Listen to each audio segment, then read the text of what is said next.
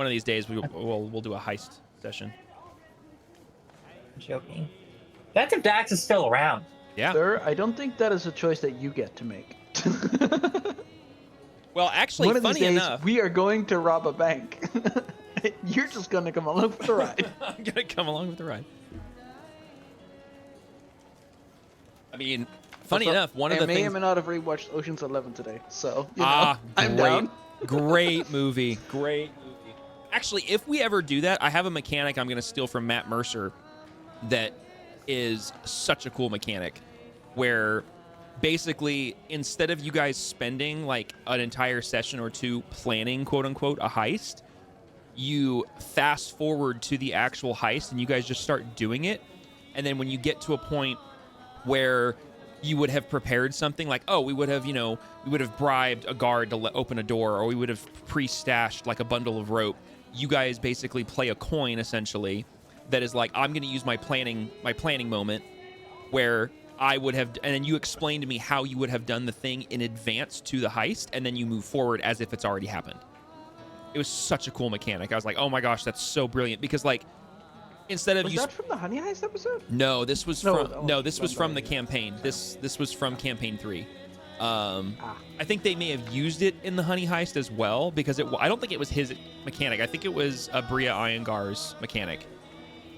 But I loved it. I thought it was a brilliant way to tackle heist preparation without going through the arduous and tedious task of actually like going through every single step. And because the thing is, like, you guys could go through every single step, do all this role play, do all these sessions to plan a heist, and then a couple bad rolls and it goes bad. And it's like, well, that was a complete waste of time, and then it feels kind of meh, versus like we fast forward and you guys figure out the plan in hindsight. And I thought that was such a creative way to do it.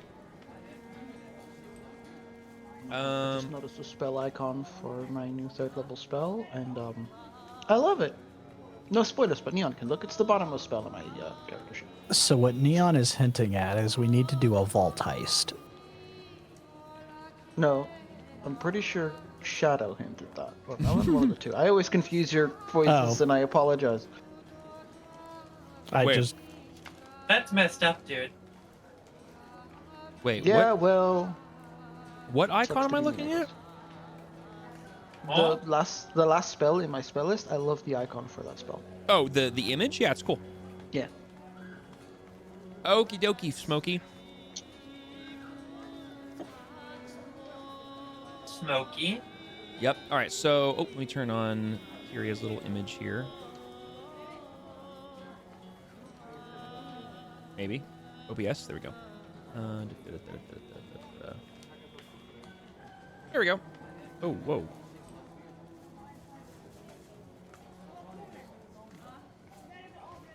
I love how Neon gives the session names. I mean, meanwhile, my brain goes, how is that relevant to the... Oh.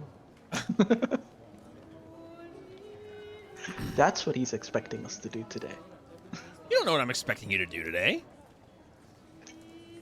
You're expecting us to prepare things. That's what you call the chapter preparations. To be fair, I pick the most... Whenever I name a session, I always pick a name that is safe. Like, it basically... Preparations could mean a number of things, right? Like... Yeah. Like, it's a safe title. Unless I retroactively name a session, like, after the fact. If I name it beforehand, it's always going to be an innocuous, safe name, because I don't know what you guys are going to do. That said, I need to turn these singers down. I can't tell what language that is, but okay.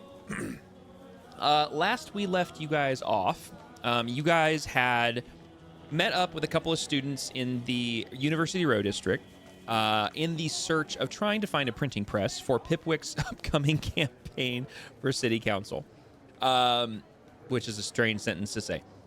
You guys did that, found a printing press that was willing to help you, said that it would be an hour or a couple hours to actually a few hours is what they said to get everything printed, and then you could come back and pick up the order. In the meantime, you guys went to the Wizard and Wand, had something to eat, had a brief conversation there, and then decided to venture down to Hazel Hill and head into the Iron Root Ledger Hold to either make a deposit or pick some things up. This was the first time that Pipwick and Grigor and Tippy I believe that's all the people. This is the first time you guys have seen this location. A very unique but iconic financial establishment within the confines of Darun.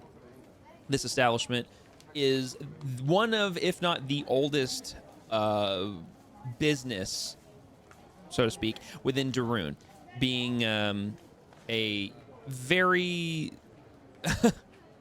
unique establishment in that it is a bank, but it is also built into what is perceived to be an ancient iron root tree with a massive set of vaults beneath it.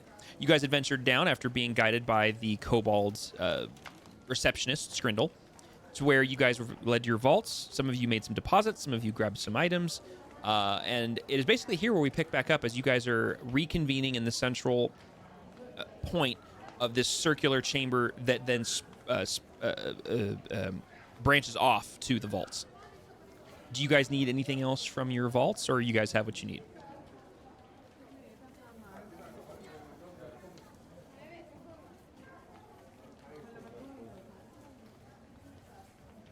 I'm going to take the resounding silence. You guys are good.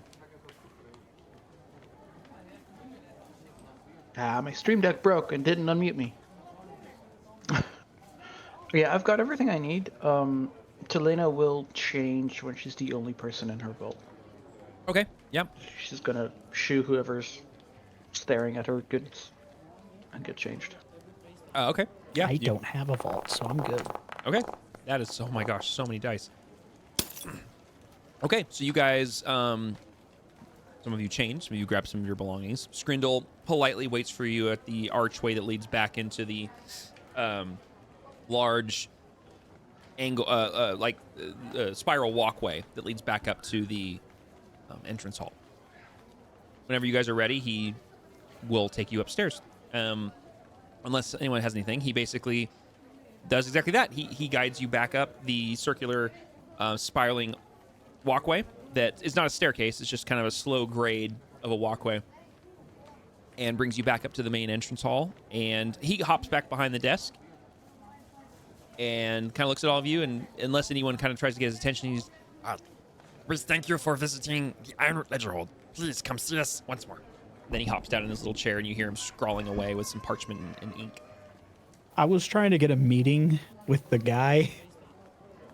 Oh, that's right, you were, weren't you? He said you were gonna check. He said he was gonna check his like schedule or something like that. Yes. Yep. Okay, so we'll back up. So Skrindle would have remembered that. So he would have looked to you and says, Yes, hold one moment, please. and he jumps back down, and you hear him flip. And if anyone looks, the book is bigger than him, and so he's like trying to move these large pages with both hands. And you hear the flipping of pages, and the sound of his little kobold's claw nail, like as he's reading through the lines. And you were remind me, you were trying to meet with, who was it again? Oh shit! Was it the matron? Were you trying to meet with the head of the bank, or were you trying to meet with the head of the bank? Oh, Yeah, so okay, yeah, so the head it would of the bank. It would have been her, and matron Vritsk, which you would have seen her painting as you walked down.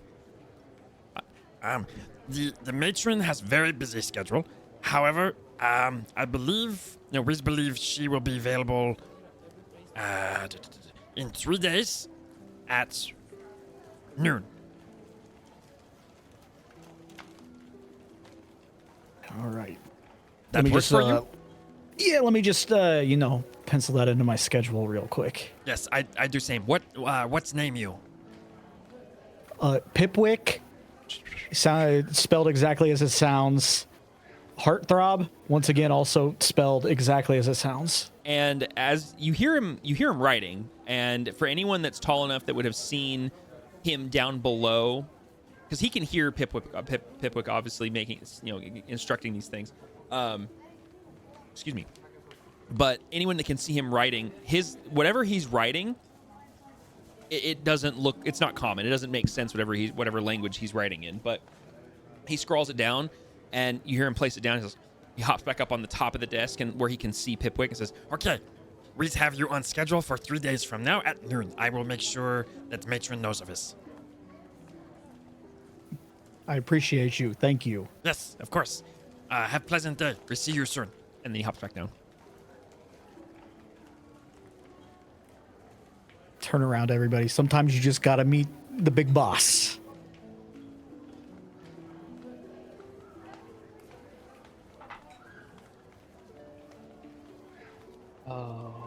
Okay. All right. So with that, you guys exit the ledger hold, and you're back out in the street of the city. At this point, it's a couple hours later. It's mid-afternoon. It's definitely time that you could go pick up your order from the printing press, which I am totally remembering the name of right now. I don't think we named it. I think it was just the press. Oh, it was named. No, we did name it. Mm-hmm. I just gotta find it. Okay, bro.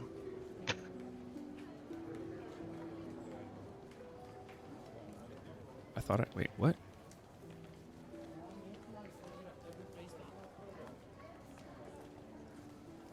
That's annoying.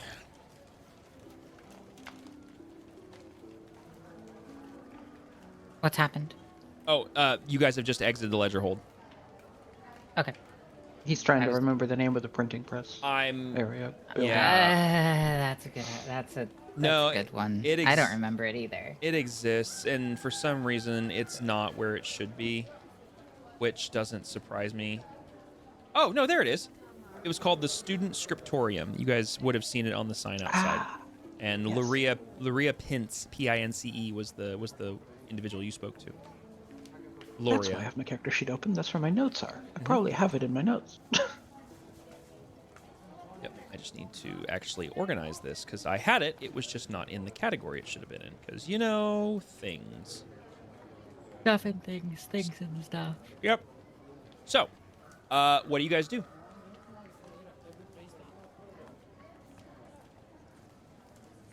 I'm gonna kind of stare at the sun, trying to figure out what time it is, and then Roll me a survival check, or no, survival or nature. If you're staring at the sun, I'll give you either or.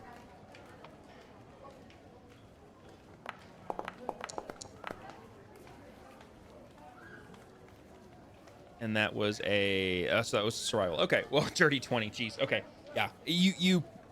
Excuse me. You have a pretty good understanding that it is probably around 3 o'clock-ish in the afternoon, and it's definitely a time that by the time you get to the road, your order will definitely be ready. I need to. I'm gonna raise my goblin hand. I need to get my papers. Yeah, we probably should head back there. You do have means to carry them all, right? I'm gonna hold out both my arms. Telena would remember this, but Ty definitely doesn't. How many flyers did he order?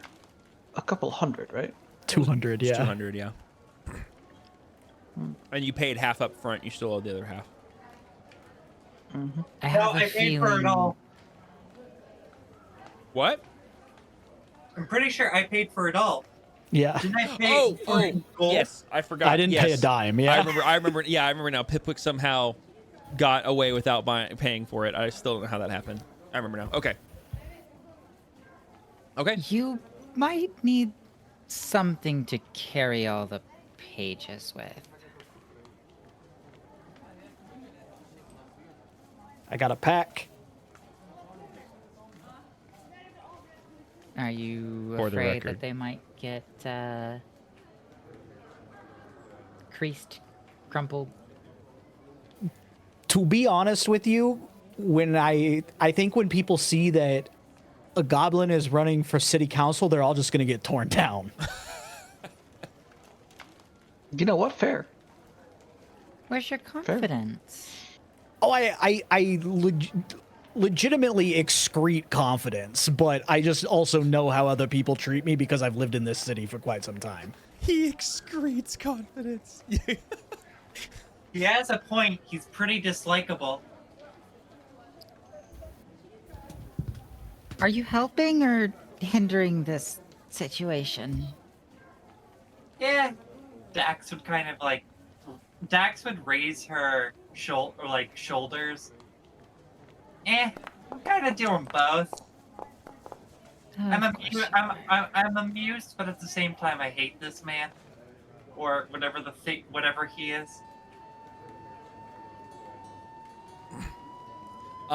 Is this happening while you were walking? Are you guys walking and talking? I would assume so. Okay. Can I get perception checks from everybody, please? Perception. Is We in daylight, aren't we? we are Even in me? daylight. Yep. Yeah. Is Everybody. this a vision-based perception? This is vision based. Actually, no. You know what? This is not exclusively vision based. So whatever number it is, take your not the lowest one. Just take the straight roll. All right. Yeah, the first one was a 13 then. Okay. All right.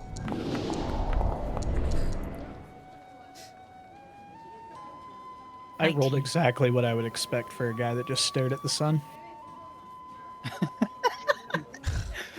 Eyes are like sun bleached. They still got them little black circles. You're just seeing spots everywhere. It's all polka dotty in this road. Just keeps running into things occasionally, like, oh, sorry, sir.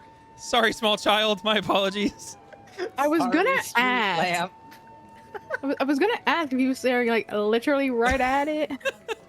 I mean, he figured out what time it was. I mean, now of course he has no vision, but he knows it's 3:30. Like, Let me There's just a put it like black this. circle in his eyes. yeah. Yeah, let me put it like this. I was watching that eclipse with no sunglasses. All right.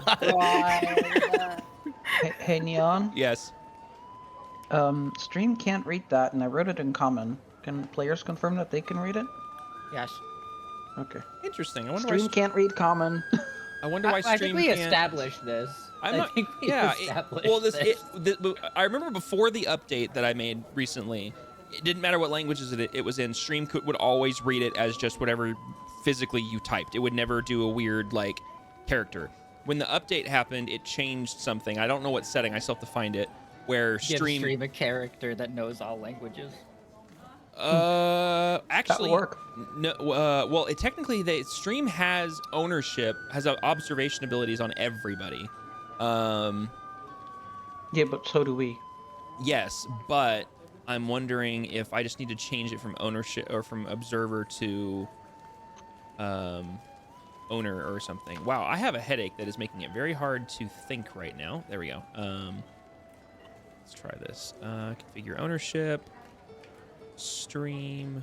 Yeah, it's marked as an observer. Yeah, I'm pretty sure we have observer of each other's characters and still can't read, so... We'll try... No, because that snaps to... Yeah, that's not going to work. That literally snapped to Dax. We don't want to do that. Stream over here. Ha! That can't stop me because I can't read. This is jokes. This is jokes. There we go. Okay, we're just going to leave it as observer. What the stream sees is what Pipwick sees when he's trying to read. Beautiful. All right, well, we'll leave that alone then, and we'll just make sure it gets translated. That's interesting, though, because why is it... can you just change the language to not be... Oh, that's interesting. All right. I can write it in Elvish, but... I'll that won't have help. to fiddle with that. I'm not really sure now, actually. That's really weird. Let me actually try... Before we go too far, let me try one thing that might work. Because that is going to be polyglot. And... Technical difficulties. yep. It would not be an official stream without it. Never. Add found response to polyglot. Randomize only miracles. Languages. Chat. Enable chat features. Scramble out of character chat messages. Choose which users should have their out of character messages scrambled. GM only. All players only. None. That should be none, because out-of-character things aren't in the language. But I actually only wrote this in character, so that wouldn't have mattered. Yeah. I don't think. Scramble Set up. messages. Don't translate the text for the GM. Refer to the globe's color. No, well, that's dumb. The GM can't understand what players are saying to each other. That sounds like a horrible idea. Okay. Well, I'm just gonna we'll leave that as it is, and it's not gonna fix it for chat, but it might. I mean, it might actually. I don't know, but okay. Moving on. Okay. So let's see. We got a 7, a dirty 20, a 13, a 19, and a 3. I think we're going the wrong way on some of these rolls. Who got a 30-20? I got a nat 20. Was that a nat 20? My apologies. Yeah. Natural. Okay, so the natural I also got 20, a okay. 19. Yes, I did see the 19. My 7 is actually a 13. Oh, who want somebody roll for Kyria for me. Roll a d20 and add a 10, I got it. please. Perception's a 6 for Kyria. Oh, that's Kyria. Sorry. That is definitely a 10. A passive of 20.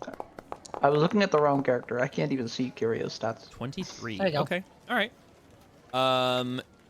And the okay, did we get a Scorch roll as well? Because this is perception, so this would include Scorch. Puppy roll. If it's based on hearing and or smell, you have advantage. This would definitely be an advantage roll for Scorch. You're welcome. Yep, thank you.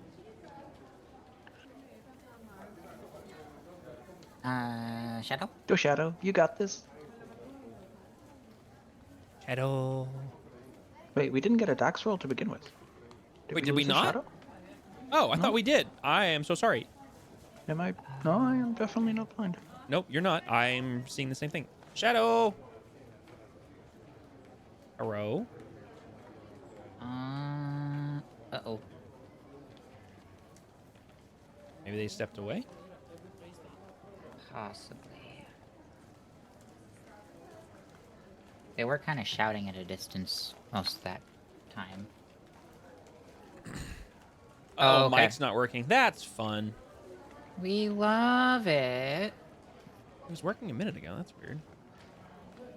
It has been 0 days since the last technical difficulties. It's been 0 minutes since the last technical difficulty. Forget days.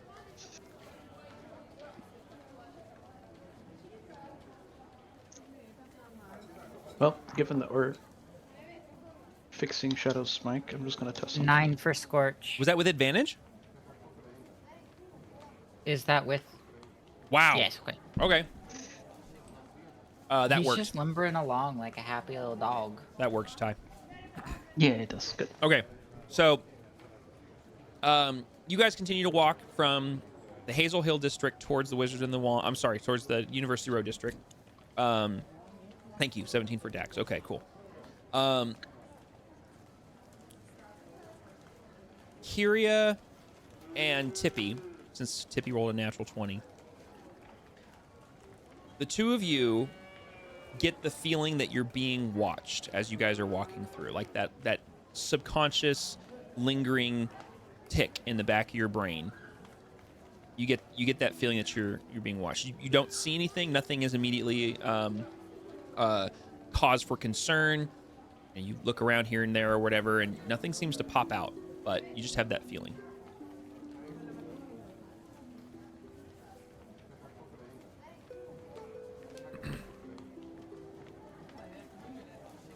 Since obviously Jesse's not here, I'm not going to speak for what Kyria may or may not do. But Tippy, do you react in any way to this? I let my companions know that feeling of being watched. Would Rhea have gotten any of that with the 19, or was that really just the break point? Unfortunately, no. Rhea wouldn't have picked up on that. Yeah. After being told that we're potentially being watched.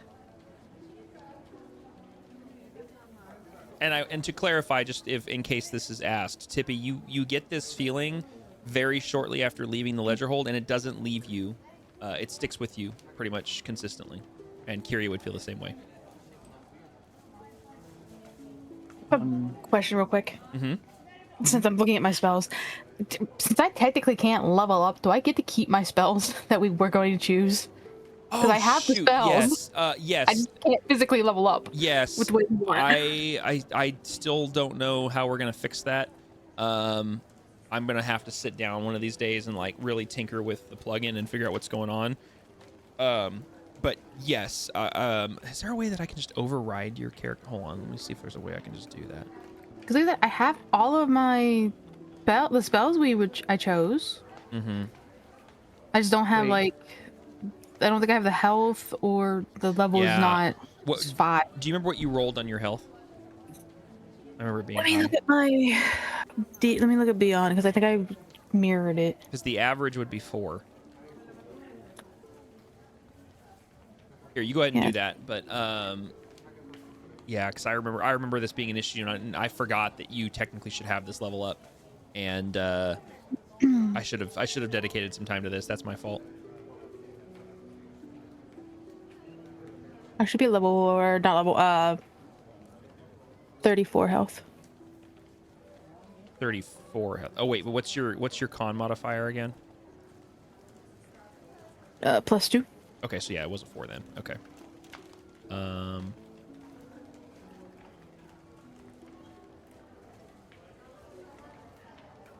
Oh, did that just work? Oh, hey, look, I am level 6 now. Oh wait, but you're supposed to be 5 and 1, aren't you? Technically, yes. Okay. That might be the issue. Maybe instead of level up, maybe it's the multi-class that's broken. Yeah, I think we figured that out. Yeah. It won't. It'll just keep doing the loop for the multi-classing. Yeah. Let me try something real quick. Apologies, guys. More difficulties. This one's Yeah. completely my fault. No, technically, it's the plugin's fault. Well, there is that. Yeah. It's okay. It gives me time to eat my pizza. Eat a Pizza. pizza. Now, knowing Gives that me this time is to live think streamed about and what I'm gonna recorded, do. what is on the pizza? Cheese.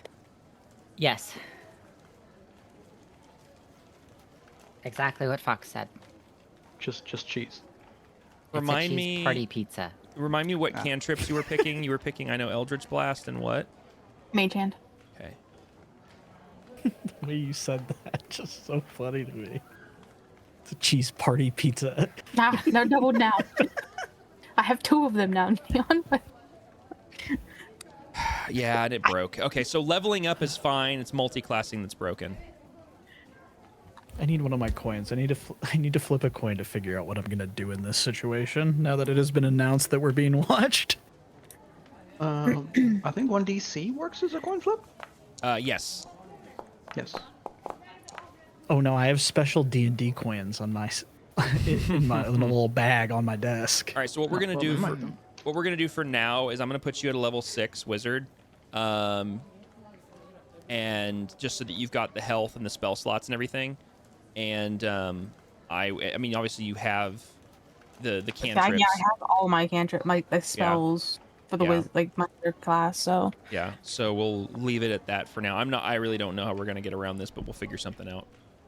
we'll figure it, or they'll fix it. Yeah. One of the two. I think multi-classing as a feature is just busted right now, which is weird because I know that Dax multi-classed at one point. So, speaking of which, Shadow, is your mic fixed? I'm gonna take that as a no. Okay. All right. Well, that answer. So, in answer to your question, we fixed that. Now, you said you had a question about that. What were you gonna say after that?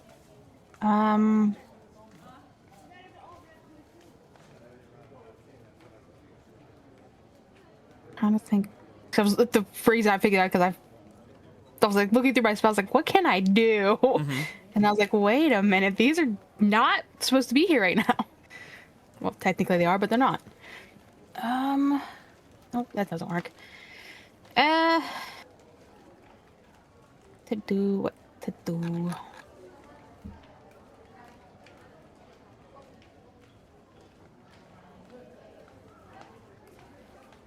I'm just gonna keep my ears and nose and eyes out. Okay. Because I can't really do anything Damn, this would have been a great time for that invisible servant thing. Invisible Unseen servant. thing. servant. Yeah, Is whatever it's called. Unseen servant. Yes, thank you. that's the one. Is Tippy on my shoulder? I don't remember. Does she want to be? She can if she wants to be. I would say she was Like, on your shoulder. we just left the vault, so Yeah. you could hop on my shoulder as we're going up or something. I mean, I kind of envisioned that she was there when you guys were at the ledger hold, so it makes sense that she would have stayed there. Oh well, I would have shoot her out of the vault while I was changing. Oh, my apologies. No, that's fine. It's kind of hard to change shirts when there's a squirrel sitting on A your 3 shoulder. foot tall, a 3 foot tall squirrel. Yeah. Okay. Anyways, Yeah. you guys continue heading north. You said Tippy, you're just kind of keeping your eyes out while you kind of ride around. Okay. All right. Yeah, it takes you a little bit. You guys are able to make it back into University Row. It's only about a 30-minute walk from where you're at to get back to the student scriptorium. And obviously at this point in the day, most classes are in, so there is far less people wandering around the row than there were when you were here earlier. There's an occasional, professor and an occasional cluster of students that are not taking a class currently that are moving to and fro. But other than that, it's actually relatively quiet. You guys make it to the scriptorium. You guys head down the stairs in that alleyway to the lower section of one of the buildings. And the door is currently closed, but there is a light that's softly glowing from inside the building.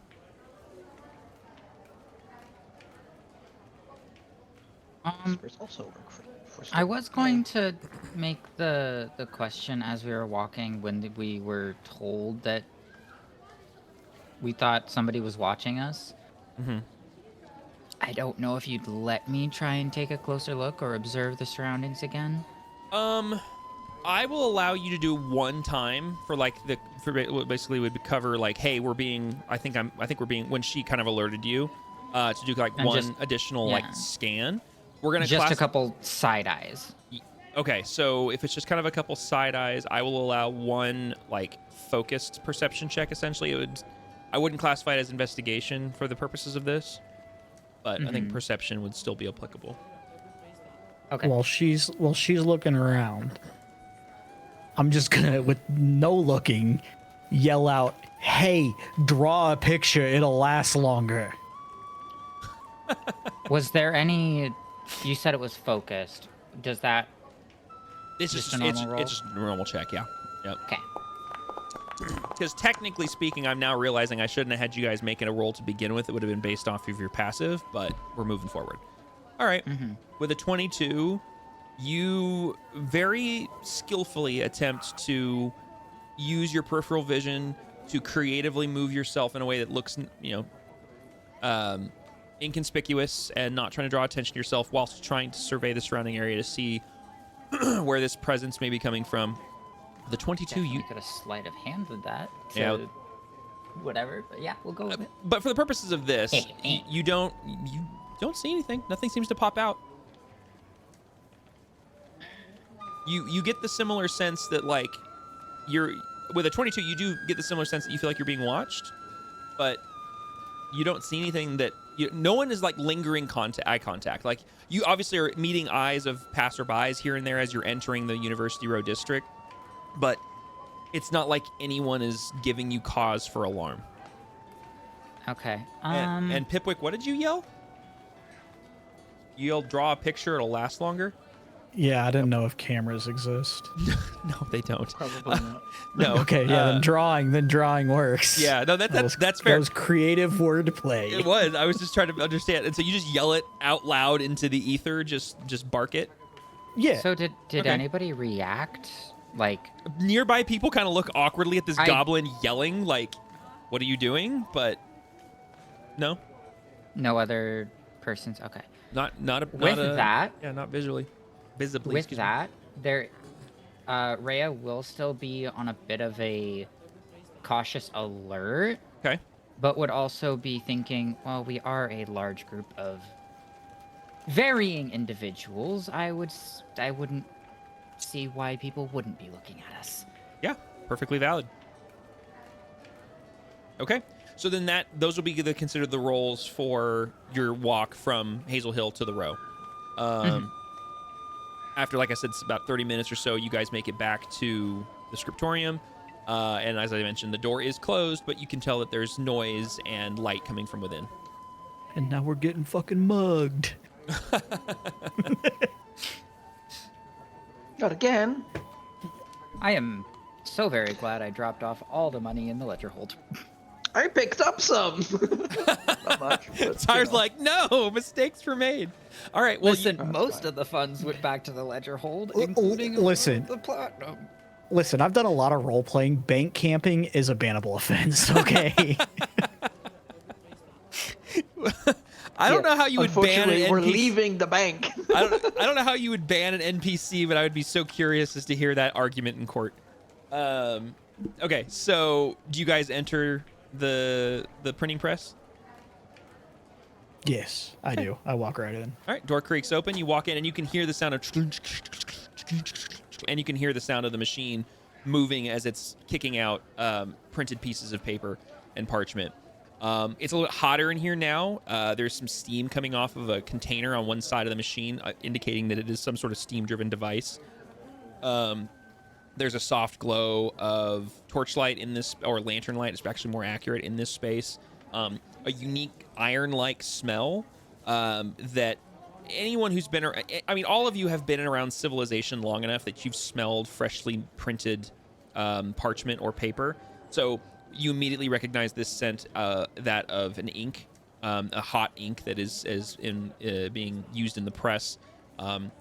You notice that there's a splotch of dark-colored ink spilled on the floor into the left-hand corner, kind of where her little table was that she sat down and was talking with you guys at when you were here earlier. A soft mist of steam kind of lingers up in the rafters up above, which would be the floor of the building above you, as there's not a lot of ventilation here. So the room is kind of muggy and humid. Definitely can tell that things are working in this space. And in the back, you see Luria, the individual that you spoke to before, is hunched over and is manipulating some sort of implement on the printing press, and she seems to be moving it back and forth. And you notice as you approach her that the machine that she's moving is that every time she pulls it, it's pressing down onto a paper, and she continues this process over and over and over again as these things keep kicking out. And you notice there's a stack of printed parchment at the end of the table on the far side of the room that seems to be building up what appears to be a stack of freshly printed paper.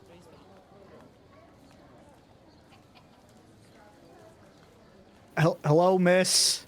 I'm here to collect my order. Pulls one more time, looks over, says, "Oh, yes, of course. One moment." And she pushes it back, and you hear she kind of locks it in place, kind of hops down, and as she kind of looks at you, she's got ink splotches on her face, and she's got a couple ink splotches on her big, heavy leather apron. Her sleeves are rolled up to her elbows, and there's just kind of ink splatters everywhere all over. Her face looks a little flushed from this. She basically had it like directly in the steam, so she's looking a little sweaty, and she's like, "Yes, I've got your order. 1 second." So she turns around and she gathers up this stack of freshly printed parchment and kind of organizes a little bit. And it's only like 200 copies, so it's not like a massive stack. It's about like the size of a large textbook. And she, excuse me, I keep burping. I apologize. She grabs it and kind of taps it and gets it all organized. And so says, "There you are, 200 of your flyer." I just grab the whole stack in my hands and then kind of like do like a 180 pivot turn, but my arms stay exactly still. And I look like a little kid. I'm happy. Yeah, and as you look down, you have a freshly printed, and she goes, "Careful, some of the ink on those top ones might be a little wet." And what you see in front of you is exactly what you had written out. I forget exactly what you had written out. Can he read it? We're about to find out. Let me see if I wrote it down. Trying to see. I thought you wrote it. Yes, that's right. Small. So you very clearly see it is in common, and that's right. You can't. You know what? That's right. You can't read. Yeah, that's right. You can't read. Roll me a. Is it? I think it's intelligence. Roll me an intelligence check. Let's see if you can make out any of this. Yeah, my greatest skill. I know, right? The one that's super high. The one that I'm always so proud of. Definitely wasn't the dice stack. Oh, that was almost a natural one. It was right there, and it rolled over. All right. With a 14, it takes you a minute, and obviously you're not proficient in reading, but you're able to kind of struggle bust your way through like kind of like a child reading for the, not first time, but still learning how to read. but you're able to deduce and figure out that it does in fact say what you wanted it to. It says small folk deserve representation, Pipwick for council. Very clean in a beautiful, very legible common script font. I'm gonna go over to Hellray and I'm gonna hold him up. What's this say? Read it to me. Even though that I want to just make sure I got it right. Of course. Let's see. What will it say? Small folk deserve representation. Well, no. Here's the question: Pipwood. Is Little Hellray going idiot to for read hire. it, or is she going to lie to him? Because I heard the gears turning in Melon's head. From here, I heard them. It should say little. see what it says first. It does in fact say small folk deserve representation in the top, and then there's a kind of a blank space on the bottom in larger letters, stacked one word over the other. Pipwick for council.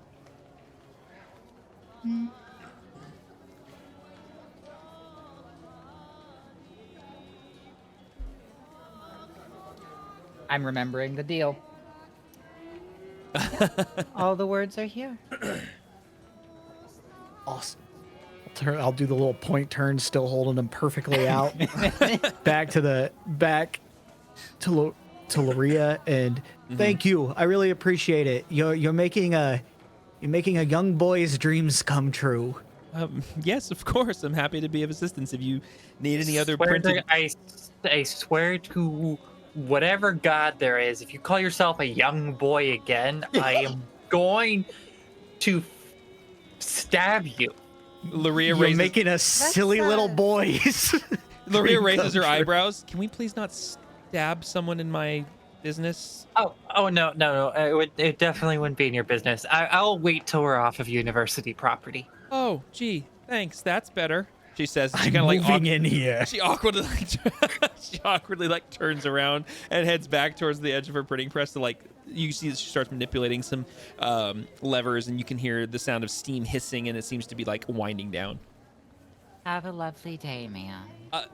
Yes, you as well, ma'am. And if any of you require any further printing needs, please let me know. I'm going to be closing up shop here shortly in the next hour or so, but I'm here all week. If someone comes in asking for you to print a missing poster with this goblin's picture on it, please ignore them. I need delusional. witness protection. Rhea, They're delusional if they do that. The door. She kind of raises her eyebrow and kind of gives a nervous chuckle and smile. Well, people don't ask me to print posters like that, so I think we're all right. And she sees Hellray leaving. Good. Have a wonderful evening and stay safe. And as she says safe, as she looks at Pipwick with a nervous look of do I need to call the authorities? Is there campus police? I am being kidnapped. Oh my god. she just got I don't know what that is, but I'm sure the city guards can help, I think. He's not being kidnapped. He's being overly dramatic. He wanted to come along. Yeah, Is if you the want to whole stay, you're more reason than that welcome we to came stay. here. It just starts walking. And she's like, actually, I'm closing up soon. I do need to head home. And she's kind of doing the Midwestern whelp time to leave. Where do you live? Do you have an extra bed? I don't feel comfortable All saying. right. What? We'll go back in and go by. I need sanctuary. Gonna be doing the shoving trick to get him out the door. I am a refugee being held against my will.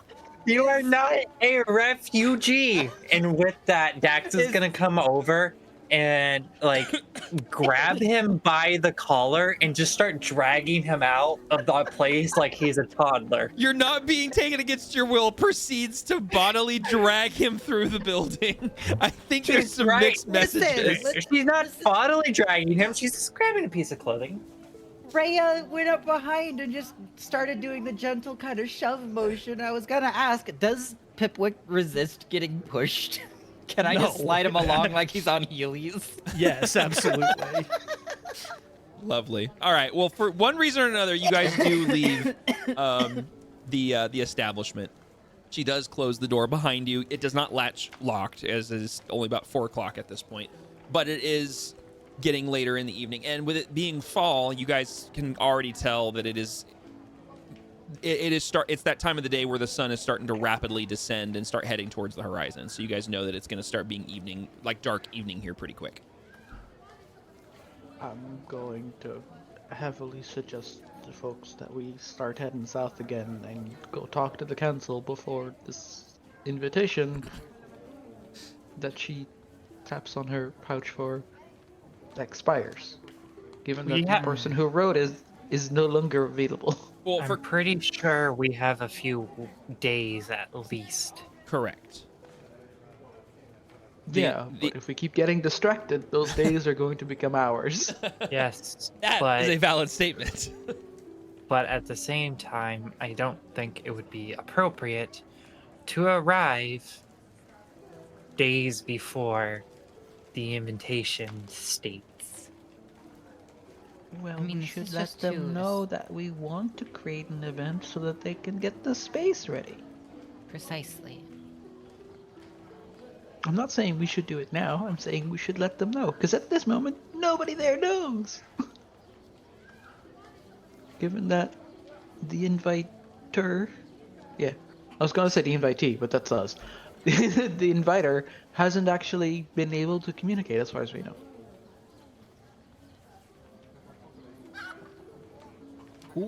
Who's the inviter person?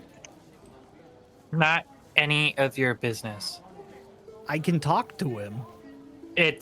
No, you can't. Yes, I can. They are. No, Given that you referred to them as a him, no, you can't. yeah. Well, I can talk to them.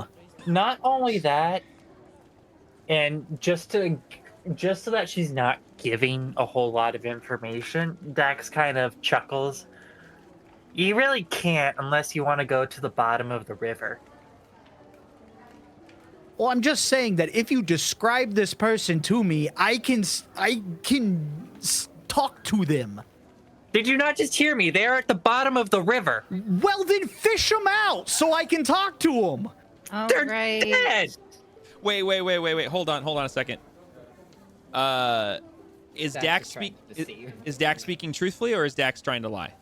No, Dax is trying to lie to him just so she doesn't have to give him any information. I gotcha. Okay. Yeah, we don't know where she is. I was gonna say, I was like, hold on. Bottom of the river. Yeah. So yeah, she doesn't want him to know that it was also a counselor's wife. Sure. Okay. So with that, I do need a deception check from Dax, and an insight check from Pipwick. Really have fucking sending. The whole thing I'm getting at here. Oh no, I knew exactly what you were talking about. It's fine. What did you say? like I need insight from you, please, and I need a deception from Dax. Okay. Well, that's rather unfortunate. What'd you roll? Uh-oh. I rolled a 29. Holy balls. Okay. She seems, based on her emphasis and her tone and her like no, you're not listening to me there at the bottom. Like she is as honest as the day is long, as far as you can tell. She seems very honest and truthful in the fact that whoever wrote this is dead at the bottom of a river. You know what? Fine. I don't care. And I just start walking over to walls that there are flyers on, and I'm taking those flyers down and using the existing nails and putting my flyers up. I love it. Because I don't actually have nails. And I will be doing this wherever we go the entire way. Okay. Just, I don't want to keep saying that I'm doing it. No, you're good. You're good. Dax, as Pipwick would start doing this, Dax would look over at the rest of the group and kind of mutter, "He's going to slow us down." Telena's going to stay up front and like not quite marching band pace, but like she's walking with purpose. Okay. And where are we walking? Where is the? Are you guys? She's walking to the northern or western city council gate. Okay, so you guys are headed straight south. You guys are leaving the road. Yeah, I'm okay. following that main road south. Okay. Here's what we're gonna do, just so that I don't forget things. we are going to. Let me see if I can figure out a way to do this. I gotta remember how I did this.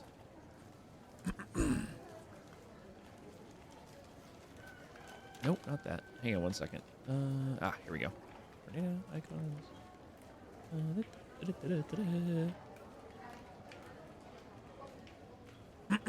Excuse me. It's funny trying to follow his cursor. Keeps going up and down, up and down, Up, up, up, down, up, down, up, down, up, down. I'm trying to find a specific thing, and I'm not seeing it. Oh, this is silly. Excuse me.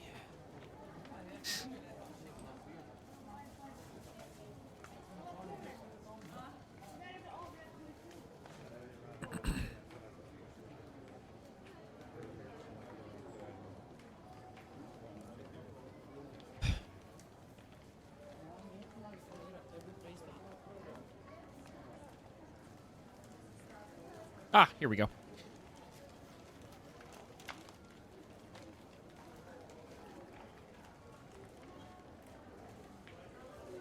Okay, so there's a poster there. So there's posters in the University Row district, and there's posters in the Hazel Hill district. 'Cause basically, this is the direction you guys would have gone. So How that way many posters has he lost by this point? Oh, we'll figure that out. He's got 200 to work with. I'm just marking areas that I know there's posters in, so I don't forget. Okay. I am counting the districts and trying to evenly divide it as much as I can. So just that. Yeah, My goal is to get every district. sounds good. Hey, DM, minor request. Can we move the poster so it doesn't block the names? Specifically the Hazel Hill one. Oh yeah, I was just about to move that one again. I will Okay. put it there underneath you guys. Okay, there we go. Cool. Yeah, I was trying to make sure I wasn't blocking things. Okay, cool. So you guys start making the journey south, and Pipwick, you are very quick. Obviously, you're a very nimble little guy, so you're able to quickly scurry up to a board, rip a poster, and replace the poster without any sort of detriment to the group's pace. In fact, some of the times you actually are able to outpace them in a few spots, just due to your goblin. You're quick. Goblins are known for being quick. So anyways, you guys are able to make it through the row, through Hazel Hill. It takes you about 45 minutes, give or take, to get from the row back down through Hazel Hill to the northwestern gate of the city council district, or the city council chambers, essentially, which is this. It's up on a hill that kind of overlooks most of the city. The gate itself, as you guys step up the flight of stairs and get in front of the gate, you guys can actually turn and overlook most of the town and see all the way down to the river. You guys, this city is built onto these hills. And it's actually, you guys are on the edge of what's known as the Durham Hills, which is the entire region that the city sits within. And so where the city council district is, which is a walled district, it's completely walled off with these high brick walls. It is one of the highest points within the city. The only other point that's even close is Depitas Village, the Daroon Arena, and Upper Kestrel, which is basically considered the original settlement of Daroon, this whole upper area. That said, yes, I mean, from this distance, it's very difficult to make it out specifically, but you can see the general area of where the Lucky Tankard probably is from here. It's a pretty straight view. There's not a lot of things blocking your vision from here to there. Obviously some rooftops and such, but it's all down from here. You guys make it to the city council walls. Nothing's going to stop you in that time frame. Give me a second here. Where did it go? I'm a pro DM. Guys, I am sorry. I'm struggling, and I got a headache it's from the storm cell outside, and it's just making my head throb, so thinking is hard for me right now.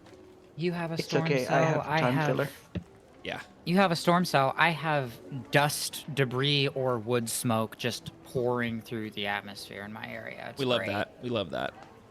As we climb the stairs, I'm gonna just spread a little perfume on.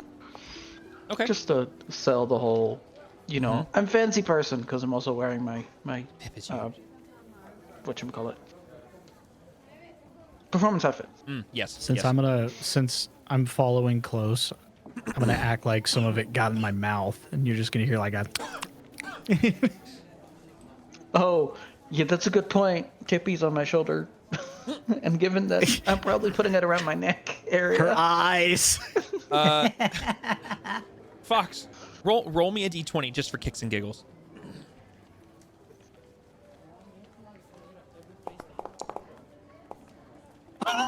Beautiful. You sneeze several times. Oh no, my cloak, it sneezes. Yeah, just like very aggressive, loud squirrel sneezes. 3. Wait, one hold after on. the other. No, this outfit doesn't have a cloak. It would get in the way. Yep. As you're putting this on, you have a sneezing squirrel on your shoulder. Pipwick is trying to get it out of his mouth. The gates for the district are commonly closed, as they now are as well. There are 2 city guard that are standing guard in front of the district.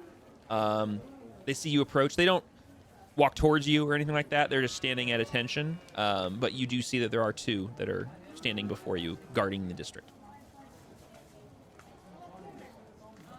Using a quick glance at their uniform, does one of them look higher ranked than the other? They both look to be of similar rank. One is male, one is female. The male appears to be human, and the female appears to be either be elf or half elf in origin. She's slightly taller than him and a little bit more slender. He's a little bit stockier. His armor looks a little too small for him. He's kind of a bigger dude, like not fat, just kind of more dad He's bod. done some training since he got fitted. Yeah, dad bod mixed with beer gut, mixed with probably hasn't done PT in a while. Oh, the opposite. He hasn't trained as much since he was fitted. I'm gonna walk up to the lady guard. And greetings. I have a request for the council. She kind of raises her eyebrow. To show the case the documents is in with the seal. Okay. Like specifically showing the seal. Yeah, the one that it's not. Well, it's not a case. Oh wait, which case are you? Are you showing the case you got from his safe, or are you showing? Or are you talking This about? one. Oh, okay. So the doc. Yeah, the doc. It's not really a case. It's more like a leather wrap. That's just. Yeah, okay. like. Yep. Okay. Yeah. Cool. Yep. Whatever it was in, That's that right. was sealed. I was making sure we were on the same page. So. Yeah. You show the leather wrap with the Arkwright family crests that's kind of embossed onto the leather wrap. And the guard kind of looks at it, seemingly sort of recognize it. And who, might I ask, are you? I've not seen you around here. I know this crest, but I don't know you. You don't know me. I do a little twirl, like, and my lyre is hanging off my back, so. So you do a little twirl. Quite obvious. Let's see. She's kind of like, she goes, you're dressed lovely. That doesn't answer my question. Wow. You don't get out much, do you? She glances around at like what she's doing. Not particularly. But again, I ask, well. who is it that requests access to the city council? If you ever have a free day, I perform at the Wizard and Wand. My name's Talena. My pleasure to make your acquaintance. And I'm holding my hand out as if to either like shake hers or like take her hand and do the little like kiss on the hand thing.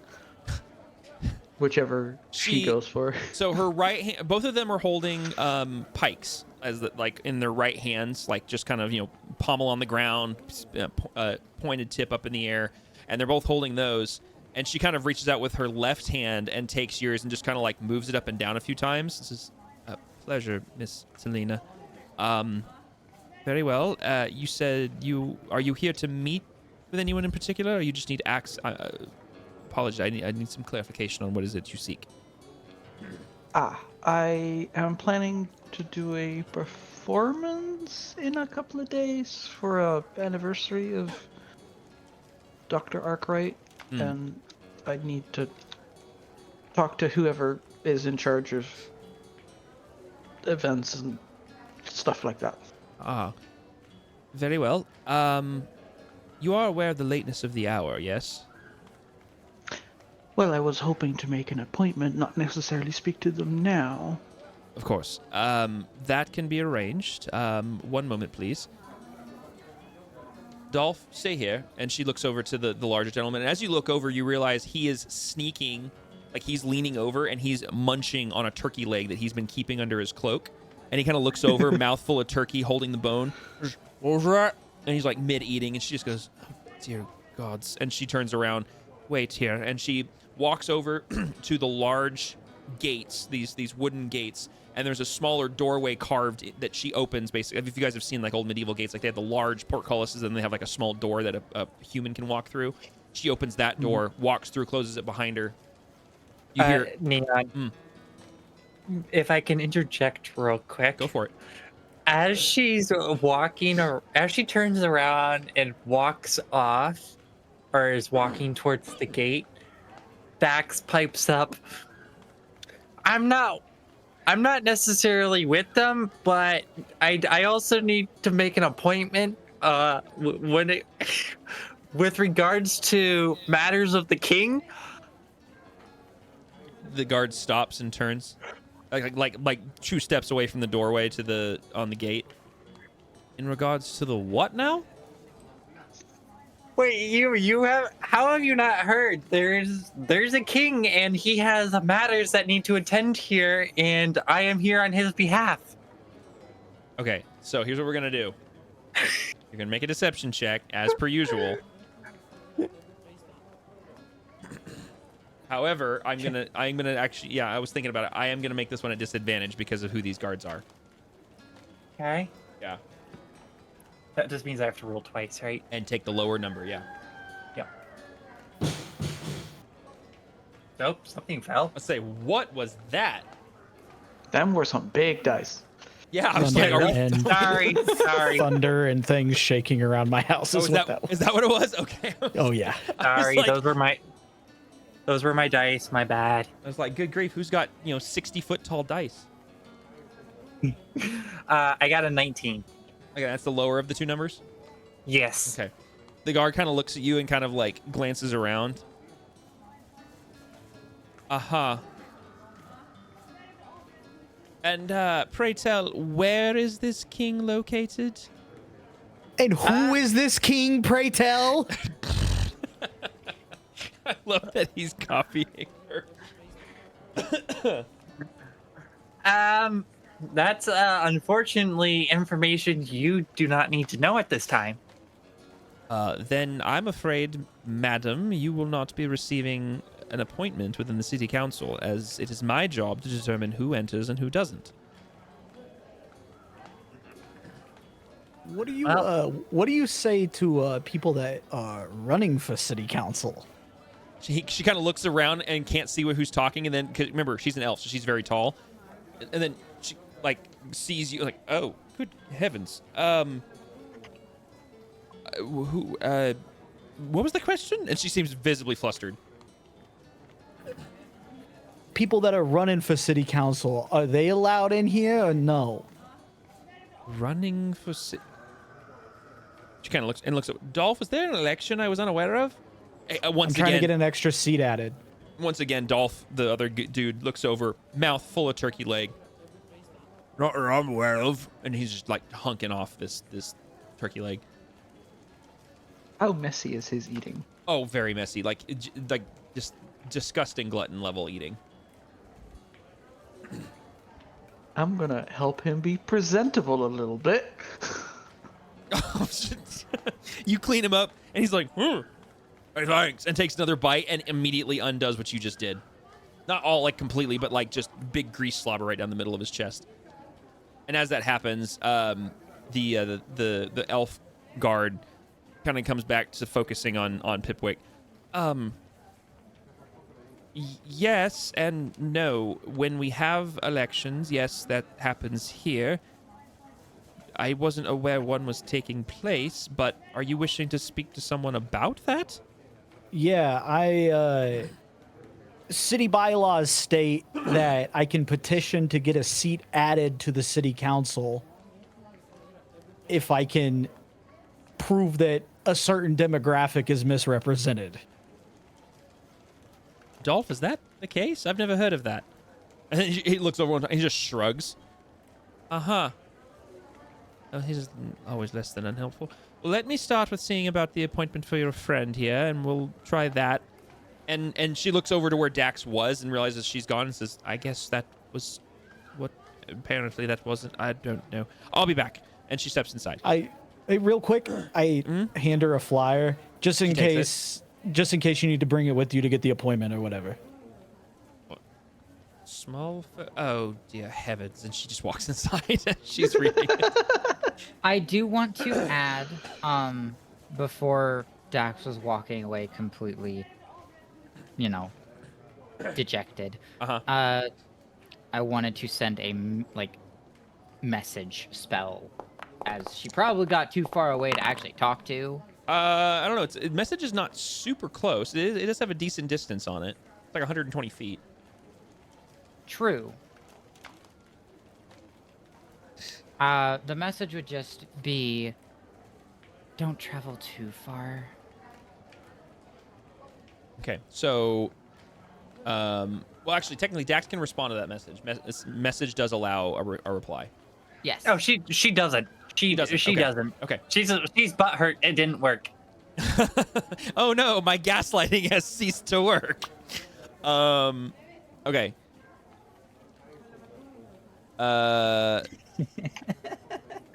Yeah. Yep. Wait, how did you see that? No, I'm giggling at the table chat. Oh, yeah.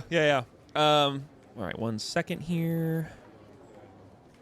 Don't worry, I also was surprised. I was like, that shouldn't have leaked, because that roll was to myself, and Yeah. that whispers to Game Master. There's Yep. no way you should have known. Yep. Okay, so 2 things are going to happen at once here. The group is waiting. So everybody minus Dax is waiting out in front of the city council gates. Dolph, the very just large kind of oafish guard, is pretending. He's trying to sneak bites from his turkey leg, but he's not very good at it.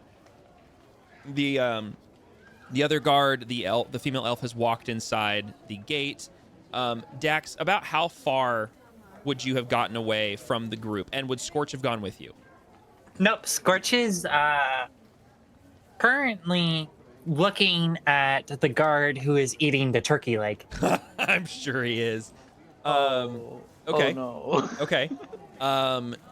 Then just And so he's kind of just like, he's not super close, but he's close enough. Yeah. And he's just plopped down, sitting in front of him, staring at him as he eats the turkey leg. I love it. And like drooling. Yep. Every so often, Dolph kind of like peripheral vision sees the dog and is pretending not to notice him, because it's like, if I don't see the dog, I don't have to feed the dog. Like, I'm just gonna do my thing. So while the group is waiting patiently at the gate, and it's been just a couple of moments, Dax has kind of wandered off. And about how far away has Dax gotten? Dax has probably gotten to, I assume Tippy's with the group. Dax has probably gotten to about these stairs. She kind of went up and then over. Okay, so hold on. That's like a 30-minute walk away.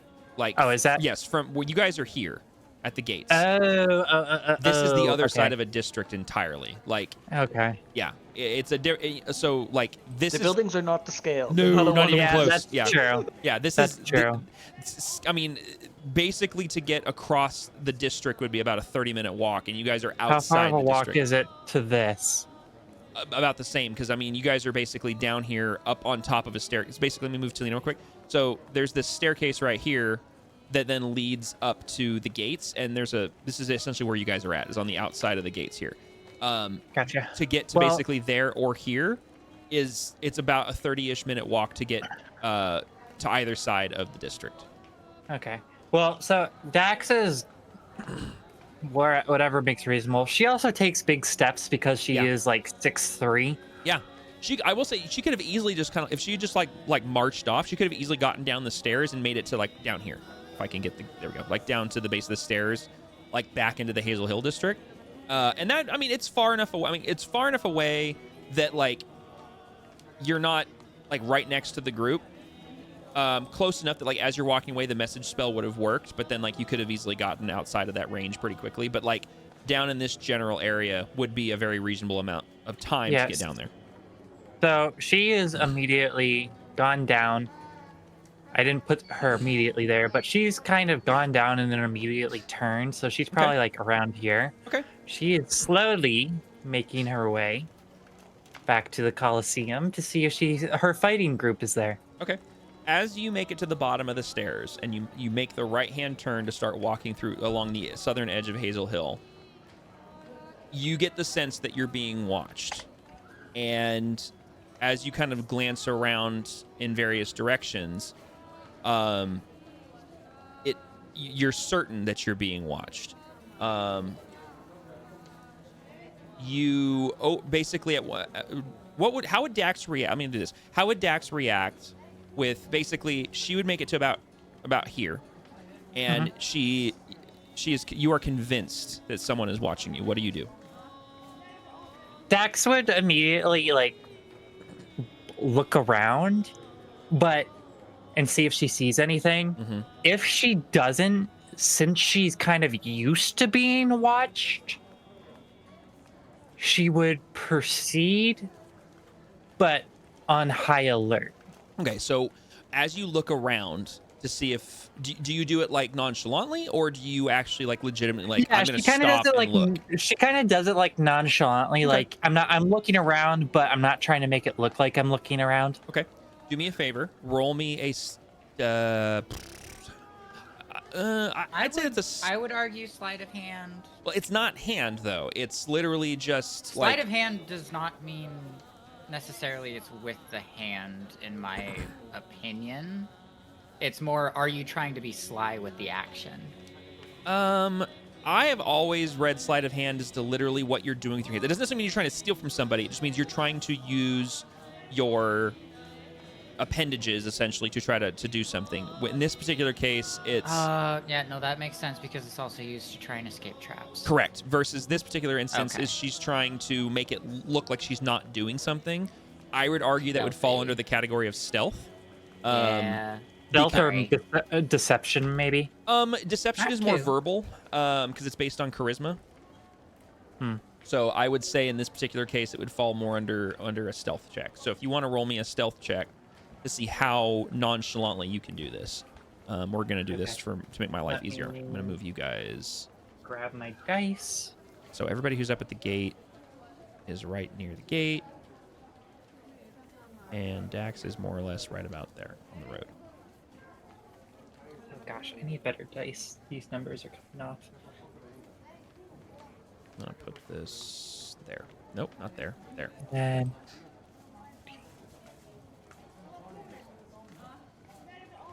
25. 25. All right, you were able to very, very successfully use your peripheral vision, and as soon as you get the sense that you're being watched, you ever so carefully maneuver yourself around someone who's walking towards you, and you actually maneuver yourself in such a way that you bump them, which then throws your shoulder back, and they kind of look at you like, hey, what are you doing? You give them the same look, but at the same time, you glance up and scan the area behind you. And just as this happens, as you feel you're okay, you catch line of sight on a dark figure in an alleyway that basically, as soon as you do this, you can't make a lot of details from this distance, but just disappears into an alley that was very clearly watching you, like beyond a shadow of a doubt. Did it look like he walked, or the figure walked further into the alley, or does it look like it looked like they were following you from a distance on the street, and as soon as you turned around, they ducked into an alley as quick as they could. So it looked like they walked into it. Walked with some haste, like foom. Yeah. No, like didn't use magic to just immediately disappear. Is kind of what I'm getting at. I'm sorry. Yes, that's correct. Sorry, I was reading what Ty put in the chat about sleight of hand because I wanted to see how far off the mark I was. So since she was able to kind of see someone duck into an alley, Mm-hmm. Yep. because of her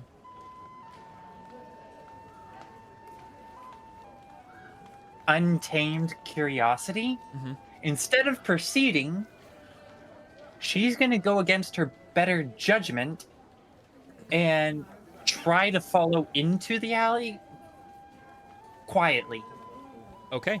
So as you see this figure duck into the alley and you start to make your way to basically to where this individual disappeared, it's not a very far distance, but it's about 60 feet away from you. So it's, you know, you gotta take a couple steps.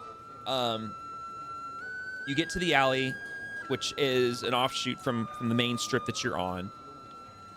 And as you step into the entranceway of like where the alleyway starts, you look down and apparently there's nothing there currently.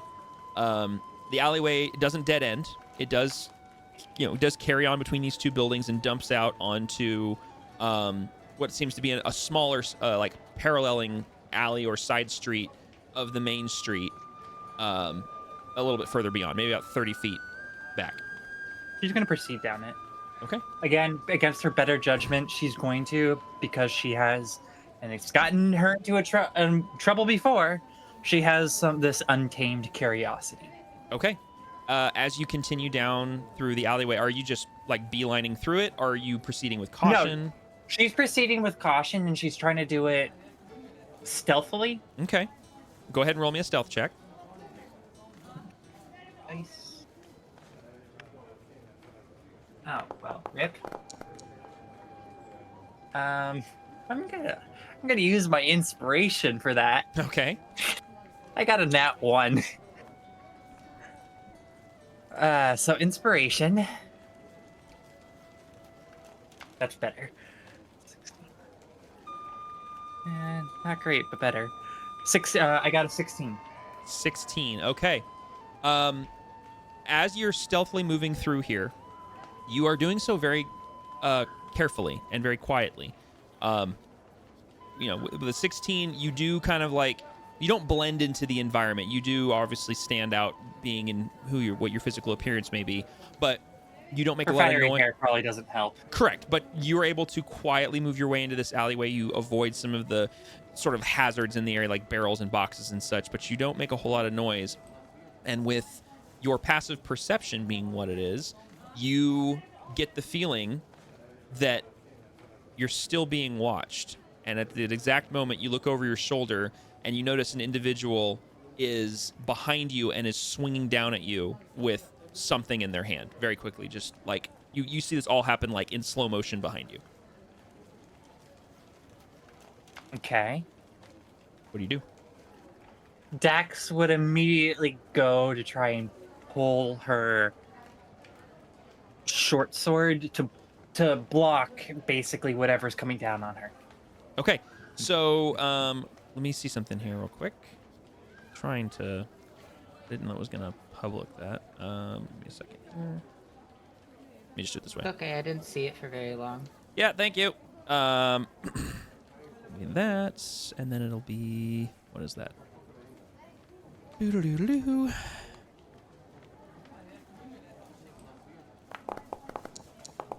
Okay, and what's your AC? 14. Okay. So as you go to block, you basically react a half second too slow, and as you go to block, this individual swings down with what very clearly ends up being a dagger, and the dagger gets you right in the the clavicle area. It's not a very big dagger. It's not like obviously a death blow, but it hits you, and you feel the pain of the dagger just digs down in, and it's gonna do. What is that going to do? That's going to do... Oh, it's not very much. It's only going to do 5 points of piercing damage. I do need you, however, to make me a Constitution saving throw. Not very good at that. Nat 1. Nat 1? Yeah. Okay, so because it's a nat 1, you are going to do... My physical dice aren't liking me tonight either. I guess not. Yeah, that's wild. Oh wait, no. I did that wrong. Okay. Okay, so because it was a natural 1, you're gonna take 8 points of poison damage as well. On top of the 5. And you are now poisoned, which I will take care of assigning to you real quick. if I can find the little thing for it, because there's so many statuses. Want to buy a search bar for that thing. Oh my gosh, wouldn't that be amazing? Like, it's a pain. Okay, so as the dagger swings down on you and you try so hard to grab it, this individual just tilts their body just enough and is able to get the dagger to come down and hits you, not like full clavicle, but like upper shoulder area. And it's a very small dagger. It doesn't go in very deep, and it does hurt a little bit. But then as soon as it goes in, you feel a small burn from whatever this dagger either is or is coated in. And it doesn't take very long for your body to realize that there was more to this dagger than just a simple stab. And as this happens, you catch a very quick glimpse of the individual's face, and they have a cloak on, and so they're obviously trying to conceal themselves.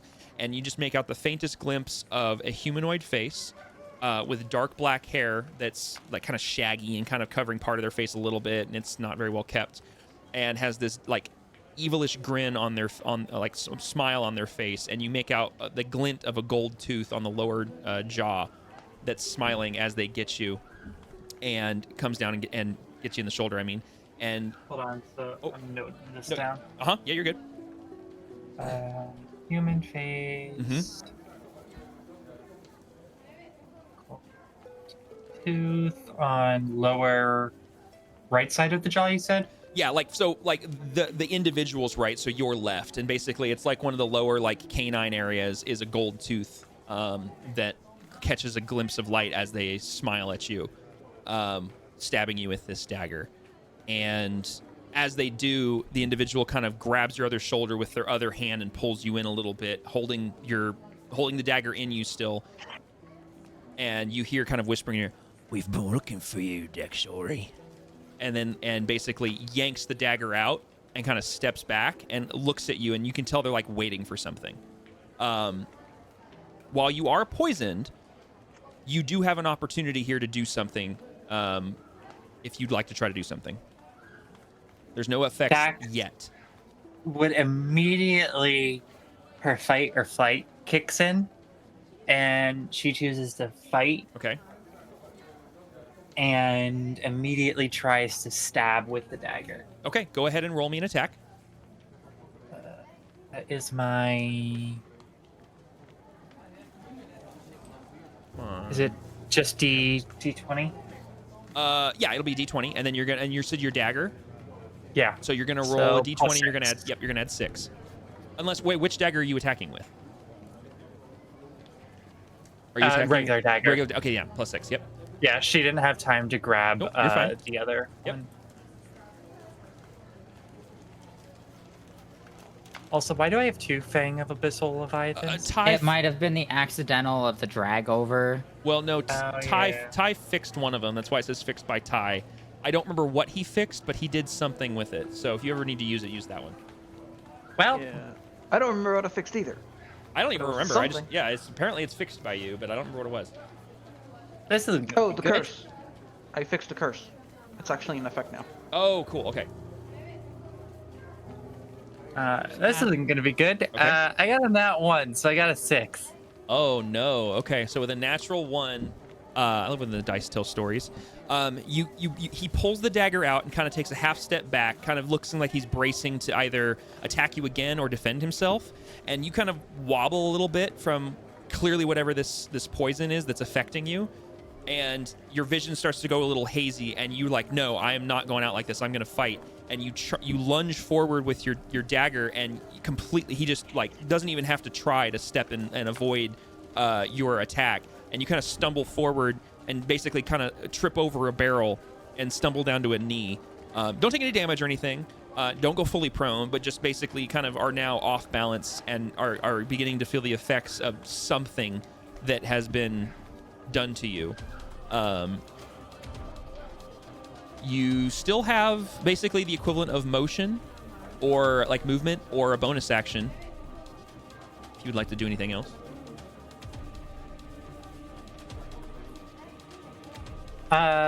Dax is it a bonus action?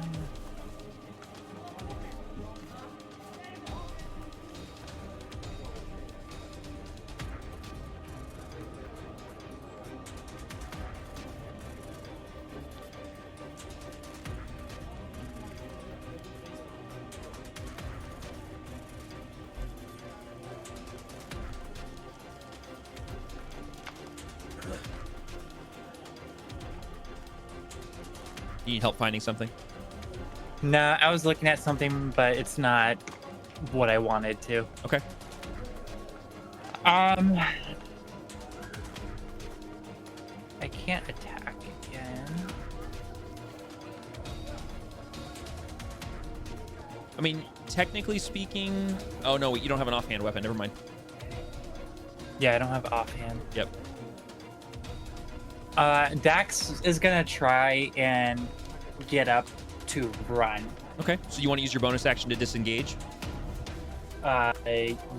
Yes. Okay. All right, so bonus action disengage, so you're not going to take an attack of opportunity against this individual. Which way do you run? Do you run further into the alley or back the way you came? I assume she's disorientated. A little bit. Not 100% yet, because it's not even been a full round since you've been poisoned. So Yeah. That's why you're still able to do some stuff if you'd like.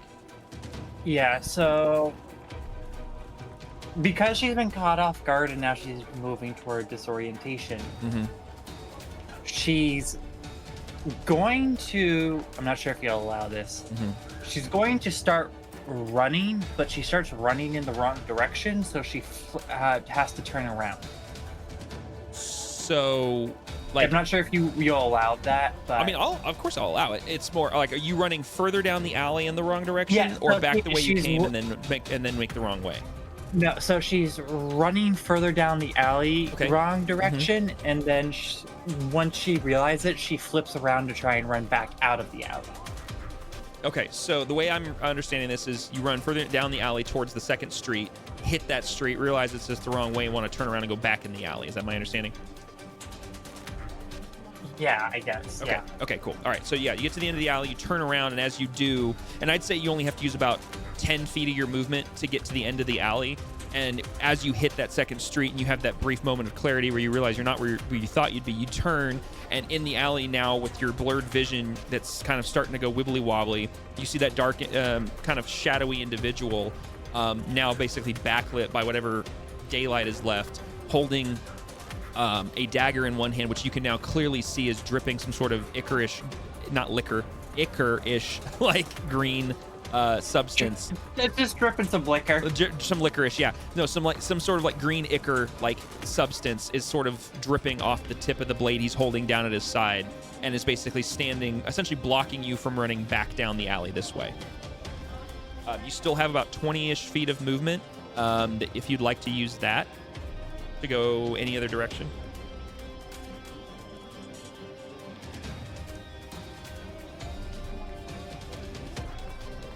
I'm not going to, because. And for clarity's sake, essentially where you basically are at is obviously this map is not a one-to-one as far as the roads are concerned, but essentially you're about here on the map. You kind of went this way, doubled back into the alley, ran this way, turned around to go back into the alley up this way, and realized your way is now guarded by this person. So you're essentially somewhere right around here. Yeah, so she's turned back into the alley, taken a few steps, so now she's back into the alley. She's no longer on the road. And once she finally realizes the guy's blocking her path, she panics and freezes. Okay.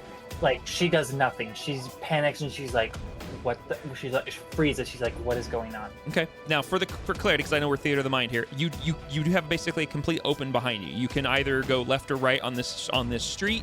You can go another alley that will then basically put you at the base of the hill. Like, there's one more row of buildings before you hit essentially this cliffside, this hillside here. So you're not at a dead end. You do have some options if she wants to run, but if she does freeze, that's fine too. Yeah, no, I'm trying to think in that mindset, and in that mindset, with everything kind of coming together, the poison and all of that, the fact that she's now getting towards disorientated, doesn't exactly know where she is, she freezes. Okay. With that, real quick, obviously this is all happening in like 6 seconds. The rest of the group, you guys have been waiting for just a couple of moments, really. Hellraya, you sent the message to Daxori. No response. She's been gone for... I mean, she left pretty quickly. You saw she kind of strode off with some vigor. She took some big steps, didn't go very far, obviously, but you saw her go down the stairs and essentially out of line of sight. Does anyone at the gates, in the time waiting for a guard, waiting for anything, would you guys have just lingered? Mind you, it's been maybe a couple of minutes total. I'm rolling to see. Okay. Yeah, you guys are welcome if to do that. Any action would be taken. Yeah, because I don't know if So- Hellray would try to reach out a second time. I don't know if... So, Dexoria has run off in the past, so Telena's not worried yet. Makes sense. Yep, that's fair. However, knowing Dax that is she's mean run to off in the me. past, but also now knowing backstory Yep, thingies from yep. her, realizing she didn't respond. Mm-hmm. Typically, she at least gave a harump or something through the message. Oh, I love that.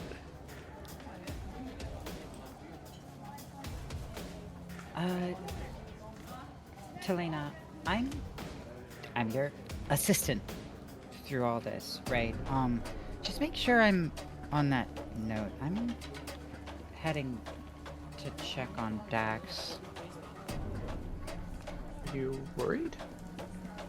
She didn't respond to my message, and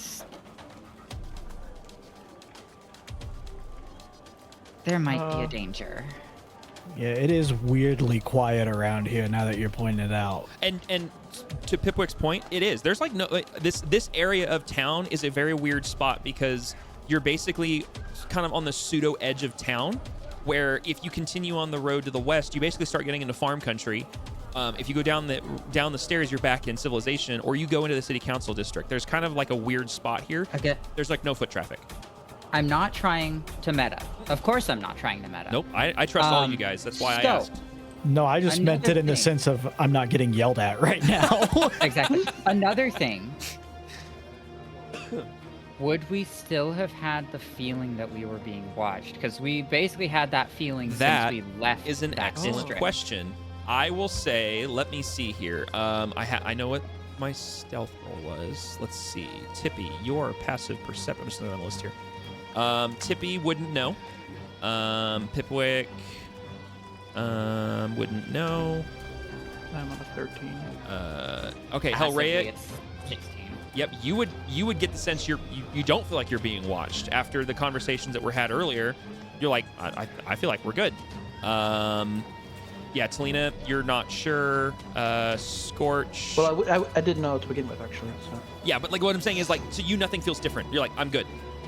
Kyria would absolutely recognize that. She's like, we're not being watched. We're fine. We're totally good. There's nothing up here. She's everything's clear as a whistle. And suddenly that makes Rhea a little bit. Yeah, Kyria kind of looks at you concerned. and she's like, there's no one here. We're fine. What do you mean? Exactly. Selena, I'll send a message if I need help. And Rhea will basically turn and go down the stairs. I kneel next to Scorch, point down the stairs, seek. Oh, okay. Animal handling.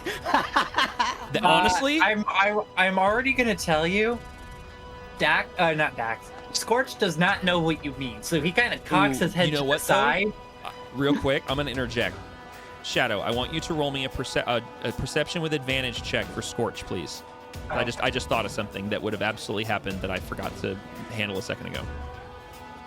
Oh yeah, the smell. Nope, not smell. Oh. Nat 20. Doggy hearing. Nat 20. Okay. So as this is all kind of happening and everyone's kind of like having these mixed moments of like, I'm not worried, I'm kind of worried, Scorch's ears perk up at the sound of something y'all can't hear and immediately bolts and starts heading in the direction of the stairs and down the stairs. Just full like boom run.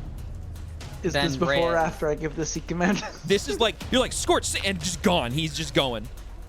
So Rhea is definitely moving with a bit more hustle as Scorch goes right past her. Yeah, just boom, and starts heading down the stairs. While this is happening, we're going back to the situation with Dax. Dax, the individual starts walking, not running, walking towards you. And basically what that means is they're moving at half speed. So they basically are able to walk right up to you on the equivalent of their turn. get right in front of you, and all you can make out from this angle is a shadowy like area of where the face is, but because it's getting a little darker in these alleyways, the sun is in a different spot than where it normally is, like it's not high up in the sky, so there's not a lot of illumination on this individual, and the lantern lights haven't been lit for the night yet. The only thing you see is a soft glint of passing light happens to catch that tooth, that golden tooth in their mouth, as they're standing kind of like right in front of you, and they pull back and try to go for you again with the dagger. And it's gonna be, oh, what is that to hit? There it is. Okay. All right, and that's gonna be a, ooh, okay. Individual pulls back and goes for you, and you have this moment where you said fight or flight, where you're freezing and your heart, and as this individual goes, you feel your heart stop in your chest for a second, and without even realizing it, you just boom, and you like summon some last little muster of of stamina, energy, whatever, and you just deflect with just your palm, just boom, and push this blade away, and it kind of flicks out of his hand and slides across the cobblestone to his right. And he kind of like backs up a little bit, and you see there's an element of surprise, and he chuckles. Still got some fight left in you. And he just goes to swing forward and try to punch you in the face with his empty hand. He did get a crit fail. He got a natural 1 on that. Somebody got a crit Yes, fail. he sure did. He's going to try to punch you in the face, and it's just going to be not enough. And he comes in, and you kind of like wobble back as the fist just misses your face entirely. And so he misses both of his attacks, and he is now going to use his bonus action to disengage from you and back up with the rest of his movement. And you see him start to try to reach under his cloak to pull some other weapon out. He can't pull it because he's used his full turn, but he starts to draw another weapon out from under his big, heavy, like duster-like cloak that he's wearing. It would now be the equivalent of your turn. In that time frame, so this has been just a couple of seconds, anyone who was running down the staircase, which I know would have been Hellraya and Scorch, would anyone else have bolted, or would the rest of you guys just been like, what's going on? Tippy and Grigor did mention they were running down. Tippy and Grigor. Okay, cool. All right, it's Tippy, Grigor. Okay, cool. I think more. Leave me alone. Yeah, You're not alone. You have the Hit points cleric. there. and Yeah, I'm the- not running. yeah. You have the cleric and the politician with you. You know what? Let's do this. I'm probably gonna say that Kyria would stay put.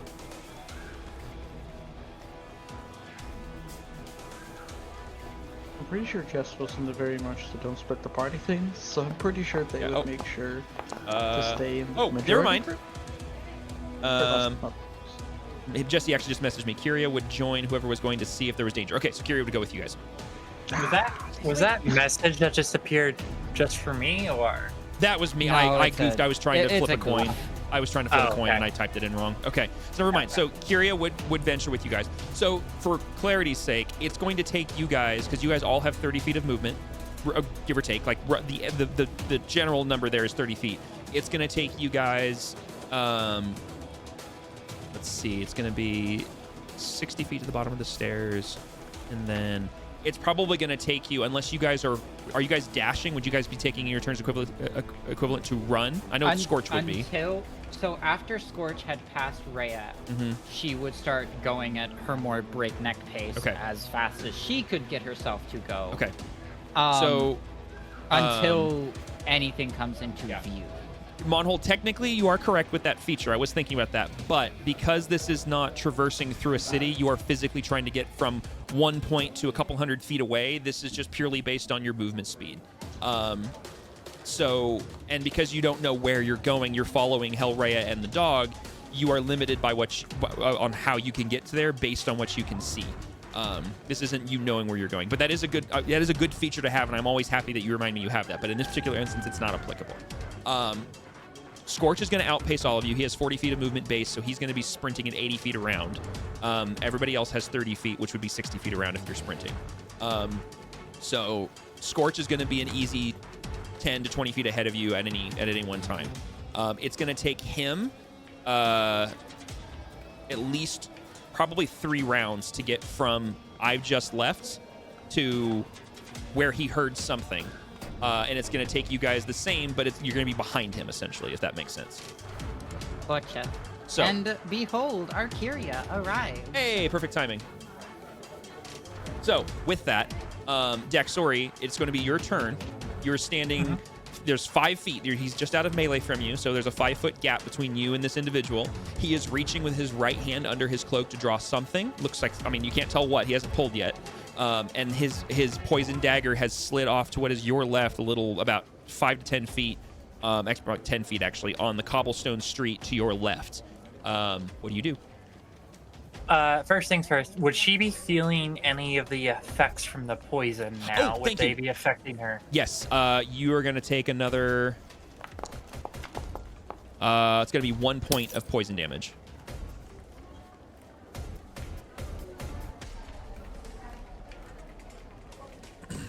Oh, whoops. I did 2, not 1.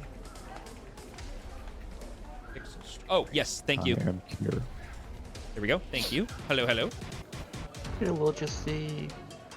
Okay, so yeah, it's going to be... So essentially how this is going to work currently is it's going to be Daxori's turn, and then it's going to be the group's turn of the movement, and then it will be bad guy's turn, Daxori's turn, group's turn. Does that make sense? That's how it's going to work until everybody's in the same spot. Yep. Okay. So Dax is going to go ahead and try and stab the guy with her dagger that she still has in her hand. Okay, so you're going to move the 5 feet forward to engage and then go for him again? Yep. Okay. All right. Okay, so go ahead and make an attack roll for me. I keep closing my character sheet on this guy, and I need to stop doing that. Right. I know. I need to just double-click it and minimize it. No, not that. Oh, what'd you get? Not 1. Oh, no. So... Once again, you go to stab, and now that the poison is starting to enter your bloodstream and it's really starting to get to you, you start to wobble a little bit more, and you lunge forward. You don't stumble over yourself. You kind of have that foot trip where you kind of like stumble forward as you're lunging towards him, and you misjudge the distance, realizing that he's stepped back about 5 feet, and you just kind of catch yourself, and you're now standing in melee with him and have just basically just didn't cut the distance, essentially. Don't take any damage or anything, but you definitely didn't hit. Okay. You still have your bonus action and your movement. So she's going to go ahead and take probably about, we'll say 10 feet back from him. Because at this point, she's standing her ground and fighting. Okay, so you've disengaged with bonus action. You've backed up the 5 feet. You're back in the street. An additional 5 feet. You're starting to enter the general middle of this next street, where currently at this hour of the day, I know that the music, you can hear the sound of people walking around, but there isn't really anybody walking around right now. No one seems to be seeing this. Okay. And I'm gonna end my turn there. Dax is gonna have stepped back the 10 feet in her fighting stance, ready to do however this goes down. Okay. And she'll go from there. So this is now, it's now the group's, the collective group's turn. Scorch is able to move his full 80 feet with 40 and 40. I assume that Tippy, Kyria, Helrea, so many Ayas, and Grigor are all sprinting. Am I correct in that assumption? Yes. Okay. Okay, so everyone but Scorch moves a total of 60 feet on their turn. That basically, all of you have made it to the bottom of the stairs. So from the top all the way to the bottom, Scorch has not only made it to the bottom of the stairs, he's made it an additional 20 feet where he's gone 10 feet into the street, and then he's made a right. And so he's starting to go around the corner to start heading east on this turn. You guys are rounding the corner. Or you guys have made it to the bottom of the stairs, are about to round the corner. He's already around the corner. So now we're back to the top of the quote-unquote round, where the baddie is now going to take his turn.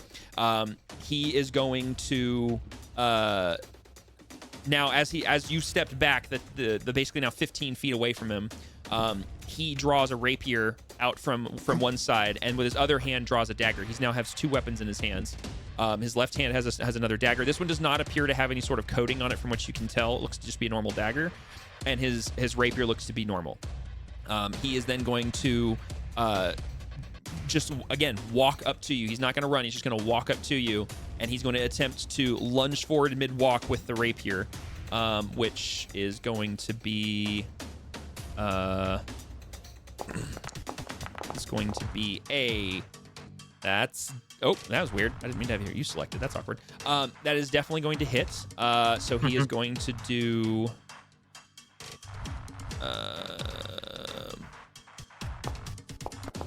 So that's going to be a grand total of... So that's me 6 points of piercing damage with the rapier as he lunges forward. And then as he connects with you, he swipes with his left hand with the dagger upside down, and is going to complete his attack action by attempting to slash you with the dagger, which is going to be a... Let's see if this hits. That's definitely going to hit as well. And this is going to be... because he's slashing with the dagger and not stabbing you with it, that's going to be another 8 points of slashing damage with the dagger. Okay. That's going to be his action, his attack action, and then he is going to... it's gonna basically be his turn. He's gonna basically stab you with the rapier, slash at you with the dagger, and then he's going to basically just kind of ready himself again for another attack on his other turn. Now it's gonna be your turn. So at this point, Dax isn't doing too great. She at this point tries to go for another stab with her dagger before she does anything else. She's again trying to fight. She's really thinking, I'm not going to go out this way. I'm not going to go out just taking it. I'm going to fight. And so she goes ahead and tries to stab the guy again.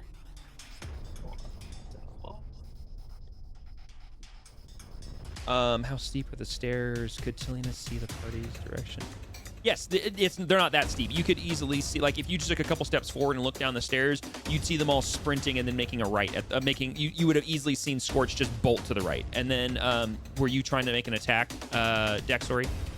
Yeah, I got a 10. You got a 10? Let me double check. I don't think that's gonna hit. No, 10 is gonna miss. So you lunge forward with the dagger, and he just parries it with the rapier. He just flicks his wrist, and the dagger glances off. You don't drop the dagger or anything, but it does kind of glance off the blade. Okay. Once she's tried to go for her attack, she again she had to get closer for the attack, so she's going to go back to where she was standing. She doesn't move any further back. Mm-hmm. She goes back to where she was standing and again gets in her defensive stance and is like, I've got one more round. Okay, so you're not going any further into the alleyway or the road or anything. You're just basically staying right where you're at. Yeah, Dax knows that if she tries to run again, it may not go well for her, so she'd rather just stand and fight. Okay, so with that, it's gonna be the group's turn. Excuse me. Scorch is gonna move his full 80 feet of movement, which is gonna put him almost all the way down the road to where basically he makes it to the entrance of the alleyway. So he gets to the open, like basically is actually able to duck in. So the rest of you guys following, you guys make it around the corner. You watch Scorch out in front of you. You see him turn and go into an alleyway to your right, and you lose sight of him. The rest of you guys are going to be, let's see if I can do my math here correctly. You guys are moving at 60. He's moving at 80. So he is now 40 feet ahead of you guys. Basically, so all of you guys kind of sprinting down the street, see 40 feet ahead of you him dip into an alley and lose sight of him. Dax, as you're kind of like standing there kind of wobbling from the loss of blood, the poison starting to overtake your brain. Oh, speaking of which, you just finished your turn. You're going to take an additional... it's going to be 4 points of poison damage for Daxori there. What? When we came up in the whole scene, I'm sorry, I was zoned out for a bit. Was it immediately clear there was a bad guy, like clearly bad guy, and he started running away, right? No, that's No? you guys aren't Wasn't there he yet. clear? No, Scorch is the only one because of his movement speed is able to make it all the way to the alley. So he's 30 feet. Scorch is about 30, 35, probably actually more like 40 feet away from this tussle that's happening. He is standing at the entrance to the alley that the two of them went into, and he's looking down the alley on the opposite end. Scorch made it, but you say you guys, so I'm like, oh, we must have made it. The rest of you guys are 40 feet behind him. Okay. You guys are basically in the middle of this street right here. Come on, game. Right there, and you just saw Scorch dip into the alley. And I will say, as soon as Scorch rounds that corner, he starts barking furiously. Obviously, it's the end of his turn. He can't move any further, but he's barking, and you can hear it. I'll also say, because this all happens simultaneously, you hear the sound of metal on metal echoing through the alley, and it very much, I mean, all of you guys have been in a fight. It sounds like a sword fight. So, yeah, unless there's anything that you guys would like to do, because technically speaking, Grigor, let me know. You have the ability to dash twice if you would want to try to catch up or move faster, which I could also apply retroactively to the previous round. Because you, as a rogue, you can dash as a bonus action and an action, so you can technically dash twice on your turn. Why is there a cow? Where is the cow coming from? Yeah, for the next round, Grigor would use his cunning action to dash. Okay, so for this round here, okay, so you moved 90 feet, so you have caught up. Basically, you have gotten to. You actually caught up. If I'm doing mental math correctly, you've caught up to Scorch. You also have entered the alley right behind him, essentially. Hold on. Let me do my math. If he's 40 feet behind, his extra dash will give him 30, so he'll be 10 feet from the entrance.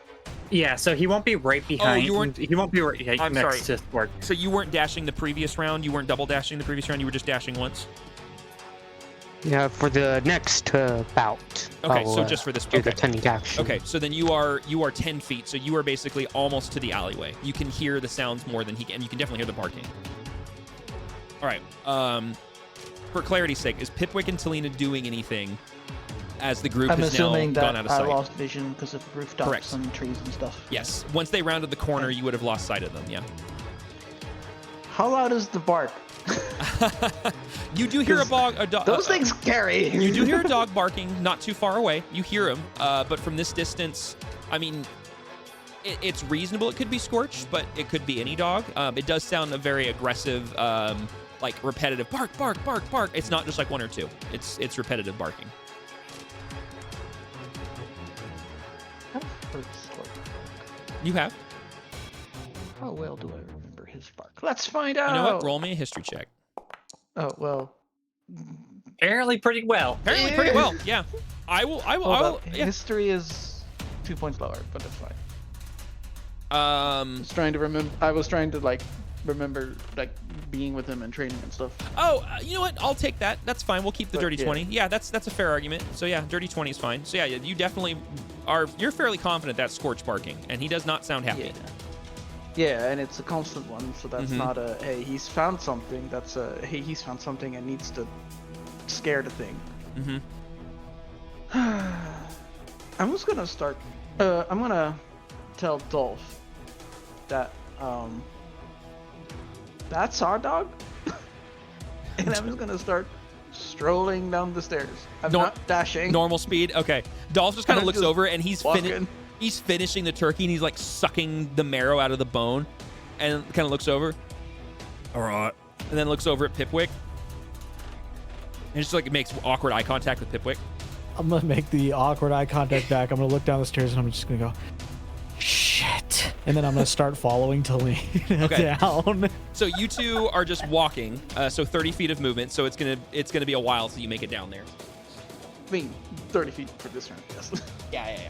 So 30 feet, you basically make it about halfway down the stairs. Okay, so that's gonna be the group's turn. It's now the bad guy's turn. What'd you say? I said I'm gassed. I can't. Wait, what is your movement speed? Is it 30? It is 30. Okay, I was making sure because I know that in BG3 smaller creatures are 25. I wasn't sure if that transferred. So, okay, so only dwarfs. Yes, that's right. Okay, so it goes back to it is now the bad guy's turn. However, he is now hearing a dog bark furiously behind him. He looks over his shoulder and frowns. Shit, I better wrap this up. And he reaches forward with his rapier again to try to actually, no, you know what? No, he tries to swing at you with the pommel of his rapier to try to do a non-lethal strike. He is going to still try to hit you, but he is not going to use the blade of it. He's going to try to basically smack you hard, which is going to be this plus, what is that? Plus that. Ooh, yeah, that's a natural 20. Oh, no. Yeah, so he goes, he sees it, shit, I'm gonna wrap this up, and then swings around with the pommel of the rapier and smacks you in the head, which is gonna do. Wouldn't that technically also count as unarmed damage? No, it's me articulating a non-lethal strike with a weapon. Okay. So it's still gonna do the normal rapier damage, but it's just gonna be non-lethal. So, which would be, what is that? It's gonna be that plus that. Ooh, that's a 1. So that's going to be 5 points of... No, well, doesn't matter. Dax is at 1 point of health. That's right, because you have the thing that keeps you up, don't you? You have... Wait, no, you don't. Wait, no. Would it be 0 even if she's being knocked out? Oh, I see what you mean. Yes, technically it would be 1, and she goes down. She's unconscious. Yes, I'm sorry. I forgot that that's how that's ruled. Yeah. So he reaches over, smacks you, and your lights go out, and you're blacked out, and down you go. So you are now prone and knocked out, and Scorch watches this happen. So that's going to be his attack action to do that. He is then going to turn, and using his second attack, he's going to throw a dagger down the alleyway to try to hit Scorch. Which is going to be this plus that. And he's gonna whiff it bad. He didn't even get close. He just turns, and with his off, because he realizes it's his offhand, and he just flicks it, and it goes, and it ricochets off one of the walls, and you guys all in the street watch as this dagger just like comes out of the alleyway, and just ting, ting, ting, ting, and just slides across the cobblestone. Completely misses anything and everything. The alleyway is about almost exactly 30 feet long from end to end. He is then going to use his bonus action to try... Well, let's see. It's an action to pick something up. He's going to use his bonus action to try to... No, he can't do that. Yeah, bonus action, you can't pick things up. Are you sure? It's an action to pick something up, I believe. So he can't pick you up like he was planning. Drag me. Yeah, I'm gonna say he tries to drag you a short bit with his movement. So he's gonna only move you about 15 feet. So basically, he's going to move you 15 feet to your guys' left, everyone who's in the alley's right. So it's basically gonna be this way. So he grabs you by like the collar and tries group actually gotten there, because I believe it was only Scorch at the... Scorch is the only one who sees this. Yeah. But because turns happen everyone's doing the same thing in the 6-second time span, anyone who's entering the entrance of the alley will basically just see Daxori's lifeless body getting dragged to one side out of view. Would we have any moment to see the individual before he rounds the corner? So as his turn ends, she's unconscious, he's dragging. Scorch sees this and bolts down his full 40 feet and gets all the way up right to this guy. The next person... the rest of the group, yeah. Yeah, so Grigor would be the first one next because he is going to double dash, which is going to give him 90 feet of movement. We'll not only put him into the alley, but Grigor, you're actually going to get all the way up to this guy. And actually with that, since everyone's now here, what we're going to do... I ask for... one particular reason. Yeah, give me one. I just need to get 120 feet away from him. Give me 1 second here, guys, because now that we're all kind of in the same spot, I'm gonna do initiative. Well, yes, but let me make sure I've got... Yeah, I do actually. So, okay. That is a lot of status effects around Dax. I'm going to... Oh, hey, we're... hey. Okay, so Daxori, you are... So basically how this is working is This isn't a 1-to-1 because I don't have an exact map. This is the closest I've got. So essentially what this is this is going to be the secondary street that Daxori is knocked out on. The alleyway is right here. Okay, so Daxori, your unconscious body is being dragged right there. And where's my baddie? Where'd he go? Where'd he go? Where'd he go? There he is. He is dragging you. Scorch is able to make it all the way up to... let's see. Because he can move 40 feet, which is easily going to get him basically down to right there. Grigor, with effectively your 90 feet. Well, you can... If you move 30, it's going to move you... Yeah, you're gonna... So if you 30 is going to get you to the entrance of the alley, another 30 is going to get you right to, like, basically, like... Where is you? Would they still be right up on him, even though he's moved an additional 15? That's a good point. So it would be... Because, let's see, you went down right here. So this would be 5, 10, 15... Yeah, so he's able to drag you right there. Because he can only move half his movement speed when he's dragging something. Scorch is able to use his 40 feet of movement because 5'10" is going to put him basically right here.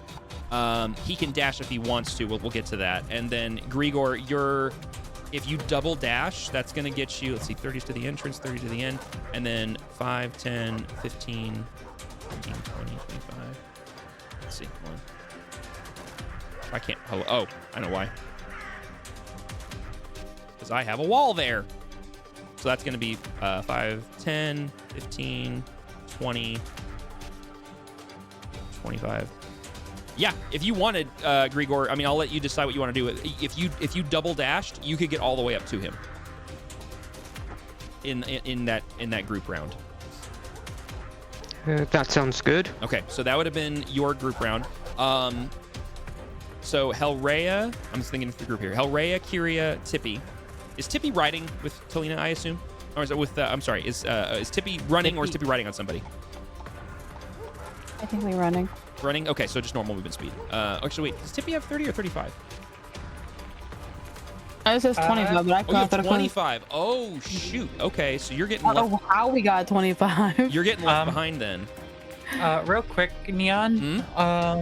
Am I supposed to see the scroll to the side that says sewer barricade? It's I downloaded this map through a thing. Watch this. So if I'm not using them, but like I could do this. And there's now an open sewer. Yeah. It's a cool feature with some of these pre-made maps that people make for Foundry. You can ignore those. Okay. Yeah. It's pretty cool when they work, but yeah, ignore them. I can also turn things off, like I can turn that. Actually, I will turn off that one and that one. Okay, cool. So, let me think here. So, Hellraya, you would have moved. Your 30 feet would have put you just before the entrance of the alleyway, and then if you dashed, it would put you basically to essentially like there, more or less, like right before the end of the alleyway, and you still have a 10 feet movement you'd have to get because you're only going to be able to move 60 feet. Yeah, I mean, Rhea's not going to be able to get into line of sight until next round. I am going to go as fast as possible until I actually see what's happening. Yeah, that would be the same for Kyria. You guys would basically both be neck and neck.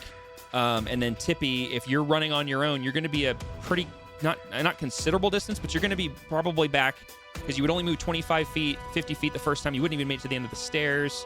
Another 50 feet. You're going to be pretty far behind at this point. Unless you would have jumped on somebody's shoulders or back.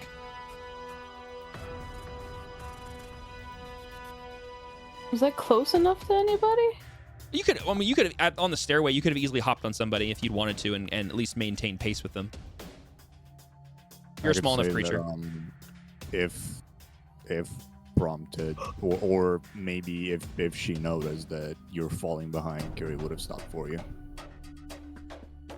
Oh, I would have hitched a ride with. Okay, so then I'm going to say that you're with Kyria. So everybody who was running is either here on the map or like right here. And actually, let me just get rid of the wall here so that I can just do this how I want to do this. Okay, so let's see. Kyria, there you are. So you're there.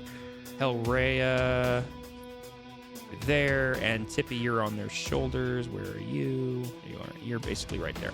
Just to make my life a little bit easier. Okay, so I'm not missing anybody. We have Grigor, we have Scorch, Tippy, Hilrea, Curia, and then No, Talina. you're not missing. And then You're not Talina- missing anyone. The other two are taking their sweet time. Yeah, the GIF in chat is very accurate of the perfect. There you go. You have one of them who's grooving Michael Jackson style down the stairs, and the other who's just do do do do do.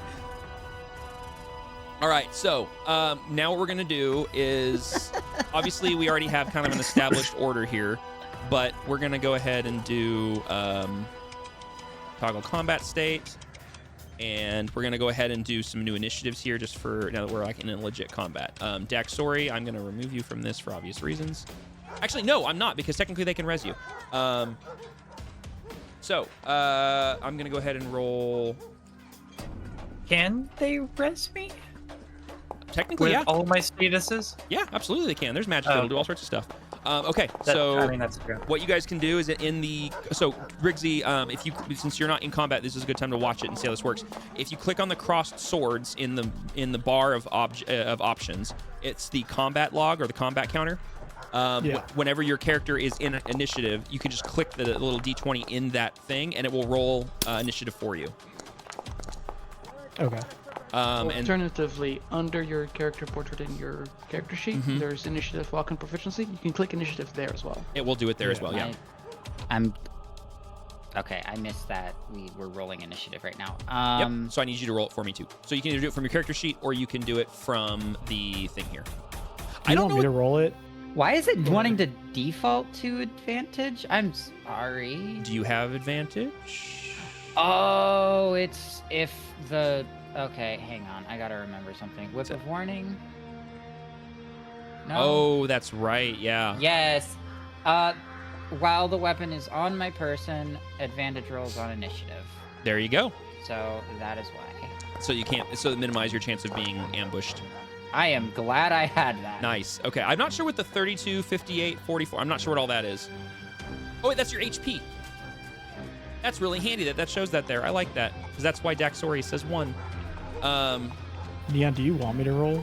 Not yet. Initiative, or- Okay, cool. Yeah, because I'm just basically the way that. Why is Talina in here? Because I did. Oh, in that case, yes. That's why I got confused. No, that's fine. Go ahead. I didn't realize that Talina was in here. You can go ahead and roll. That's why it doesn't have a little icon. You guys are in initiative, but you guys aren't on the board. So,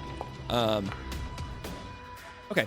For consistency, shouldn't the NPC be behind Dax before? Dragging. What do you mean? Before the. Well, we've done it so that the NPC goes then. Oh, you mean initiative-wise, like it's before? Yeah. Yeah, that's actually pretty fair. I'm fine with that. Yeah, we'll say that they are. You can just swap their places. Give the player the 16. Well, Scorch is in the middle. Oh yeah. Okay. And then we're gonna do this too. Well, I was about to say the character should be at the top since they go before anyone else. That's fine. It's just like it's a cyclical thing, so it doesn't matter. It's all happening technically in the same 6 seconds, so it's okay. So now that we are into this initiative order, at the top of the what we can do real quick, let's go ahead and take a quick break because I need to fill up my water cup really bad, and we'll dive into this after like a very quick break. All right. I also need water. Yep. BRB. Great break timing. Great break time. Now I gotta go back to my table of Ring of the Grammarian things I can do.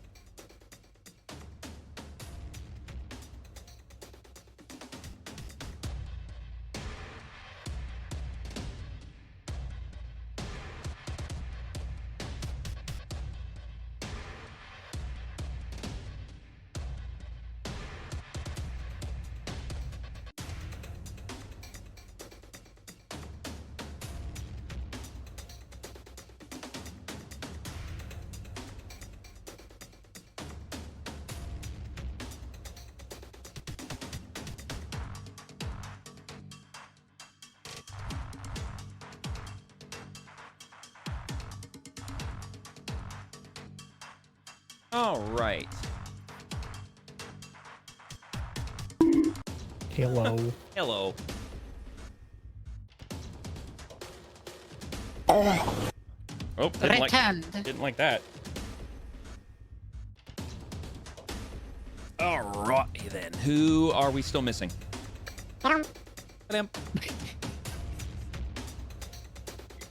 See, I see Fox's mic lighting up, so I know Fox is here, Melon's here, Ricky's here, Jesse's here. I guess we're waiting on Ty. Can I make a suggestion that doesn't involve violence? Or is this the wrong crowd? Nope. Wrong crowd. Very violence. wrong crowd. We choose violence. Technically speaking, violence chose Daxori. Let's be honest. Valid. This particular instance, she didn't choose violence. Violence chose her. This is this is self-defense. This is the consequences of breaking out on one zone. Bleh. I mean, admittedly, I didn't plan that, but it's how it worked out. You don't want to be like this.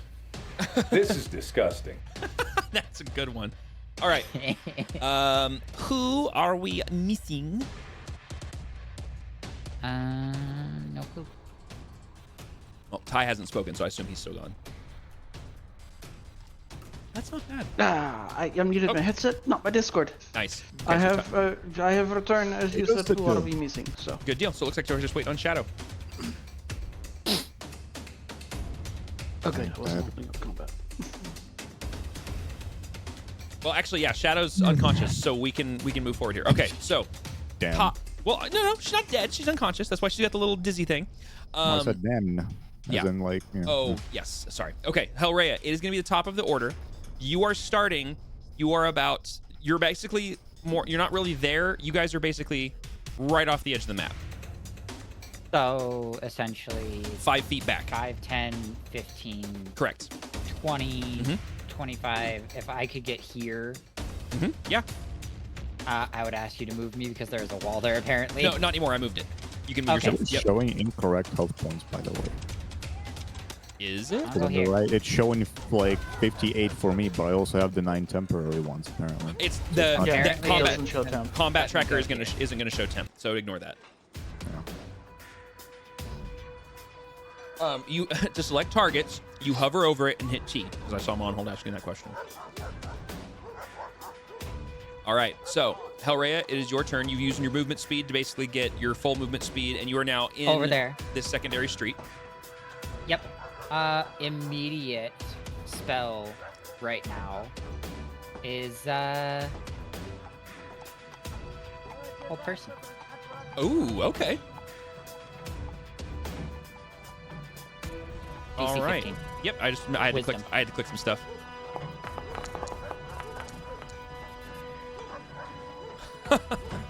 Okay, he failed. So you run around and you see this cloaked individual. You can't basically. He's like looking down, trying to drag Daxori's very unconscious body, who And bloodied. is bloodied. She's only been stabbed actually once and slashed once. It seems to be that she's taking damage from other things. She does have a very large wound bleeding from her shoulder, and it does sort of have this not necrosis. It's not necrotic damage, but there seems to be some sort of effect around the wound. And it looks to be like inflamed, and it doesn't look good. It doesn't look like a normal wound.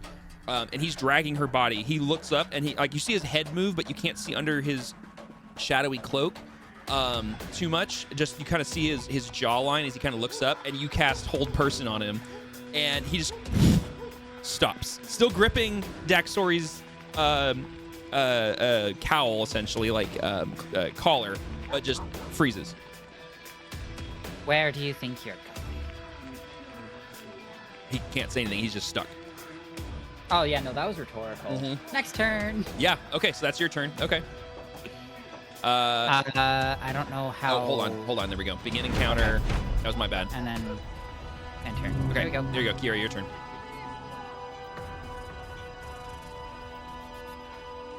Do I need to hit the apply active effect, by the way? Oh, I'm sorry. Yes. Give me a second. I can do that. Yeah, please do. Damn. I'm like that man broke some bones. Yeah. You just killed him. No, he's stuck. He's not You just dead. smash him He with a is black hole. paralyzed. Yep, he can't move. All right, so Kyria, you're up. Let's see, I'm looking at what spells I prepared 2 months ago, and of course I didn't think that was gonna need any ranged healing spells, so fuck me, I guess. Well, actually, hold on, backing up here, because you would have prepared spells when you last woke up, which was you were away from session. So if you need to move some spells around, I'm perfectly okay to allow that. No, I wasn't, unless you guys did it like two weeks ago. We didn't play last week. Well, that's why I said 2 weeks ago. Yeah, No, we played 2 weeks ago. like last time I slept was before we went to print Pipwick's stuff and all that, right? Yeah. Okay, so that's what you're talking about. Okay, then never mind. You are yeah, correct. I'm like sorry. I way back. misunderstood. Yeah, I prepared my spells then. Like we're still the same day, so. Let's see. So I can. Well, first of all, I'm gonna fucking go here so I can. Riggsy, what do you mean that line was such a superhero landing? Like what Melon said? Like where are you going? Yeah. Yeah. 25. 5 more feet. What do I see now that I kind of? So you come around the corner and you see Daxori lifeless or really unconscious and motionless on the ground, bleeding from a few wounds. A large bleeding wound, well, a larger bleeding wound on her upper shoulder, like up top, almost clavicle area. And there does seem to be some sort of damage around it, like the skin is inflamed and has some sort of effect to it. You can basically, with a quick glance, tell that some other kind of damage happened beyond just a stab wound. She's unconscious and is being dragged by her collar backwards away from you by an individual that is wearing a dark leather, not dark, but a big leather overcoat with a hood on it, and is hunched over, dragging her, and is frozen in place.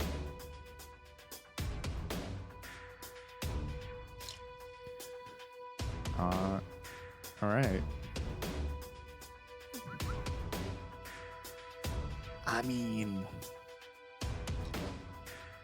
I guess I know what Ray is doing right now, because. Yeah, you can clear. I mean, you came around the same corner about the same time she did. Yeah, about the same And you heard her time. yell, "Where you think you're going?" Holds her hand out, and the dude, shoot, and he's not going anywhere. And he has like a shimmer on him where he's held in place. I was gonna cast out a character, so Oh, like, great. We both have a full person. Awesome. I was like, well, fuck, what do I do now? We love that. Yeah, also Oh, whole that just person's a verbal component, that- so you'd recognize it. That just means that we... Oh gosh, I just imagined how many people we can hold in one round. Jesus.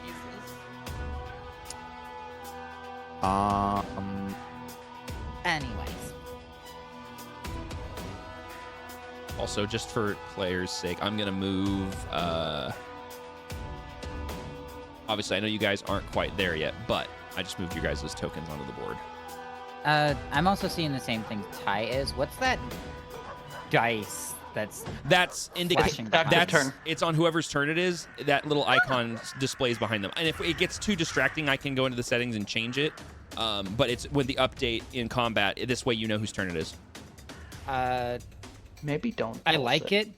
Maybe, yeah, just some sort of adjustment to it. Yeah, I'll look at the settings.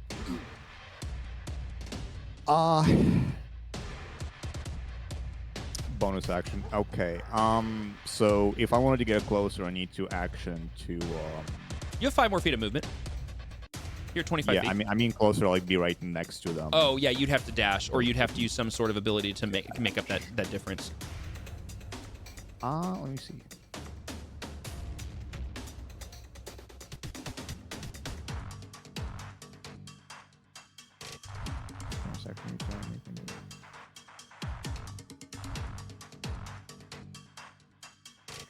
Okay, I have a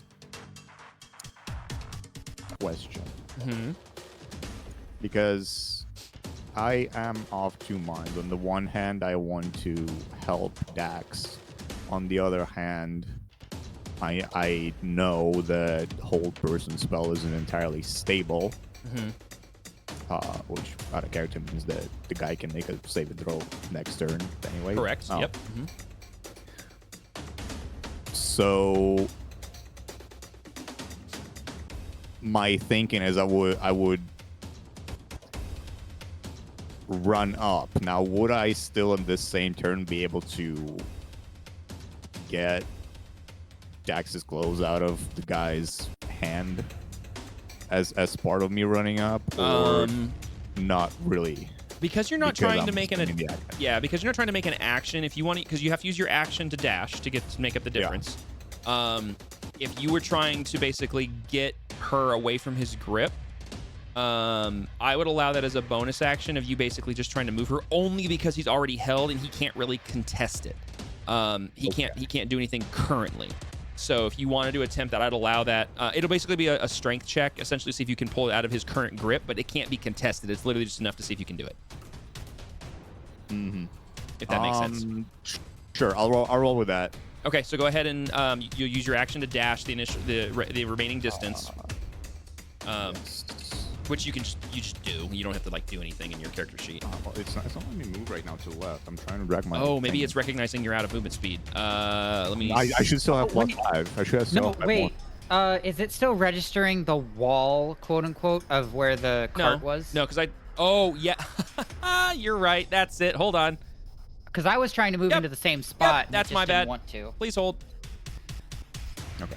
That is 100% my fault. There you go. Try now. Yep, that was it. Cool. I forgot I had a cart there and I turned it off.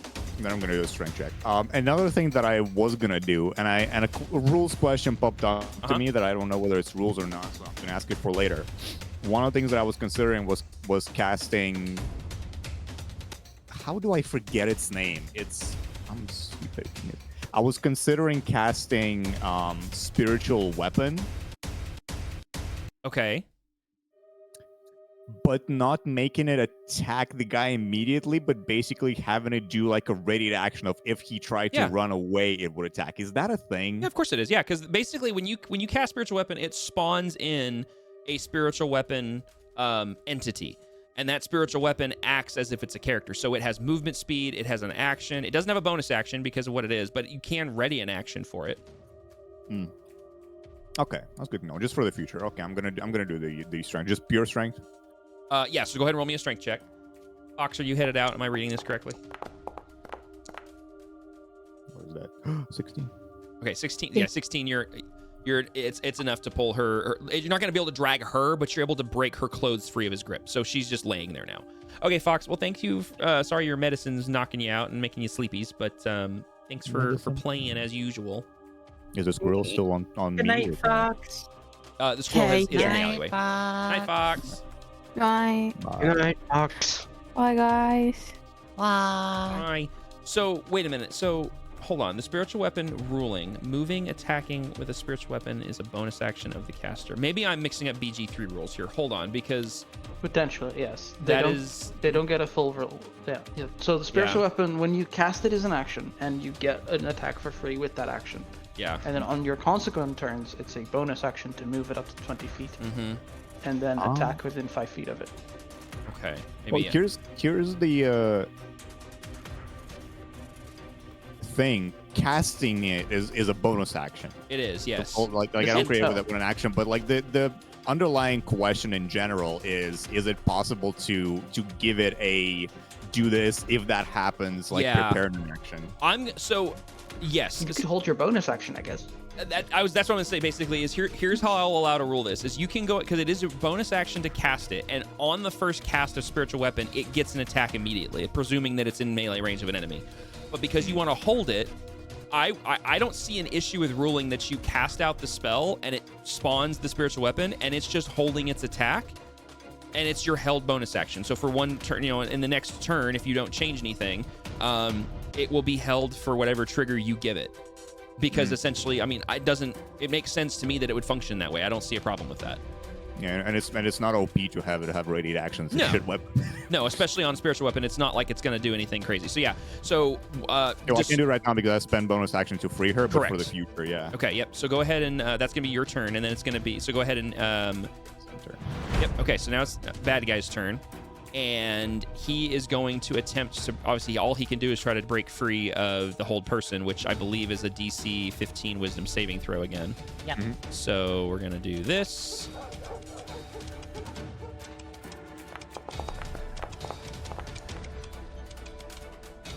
Nope, that's a 12. He's still stuck. So that's going to be his turn. All right.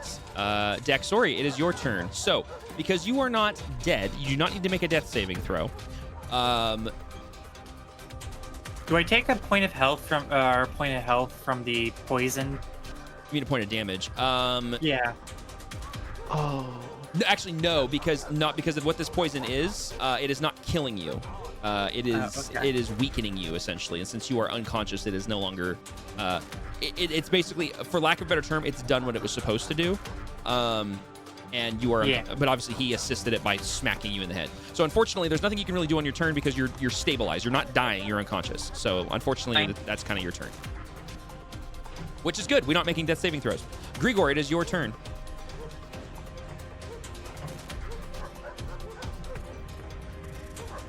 Grigor's going to attack him with this rapier. Okay, go ahead and so advantage. It's advantage because he's stuck. So go ahead and make a melee attack against him.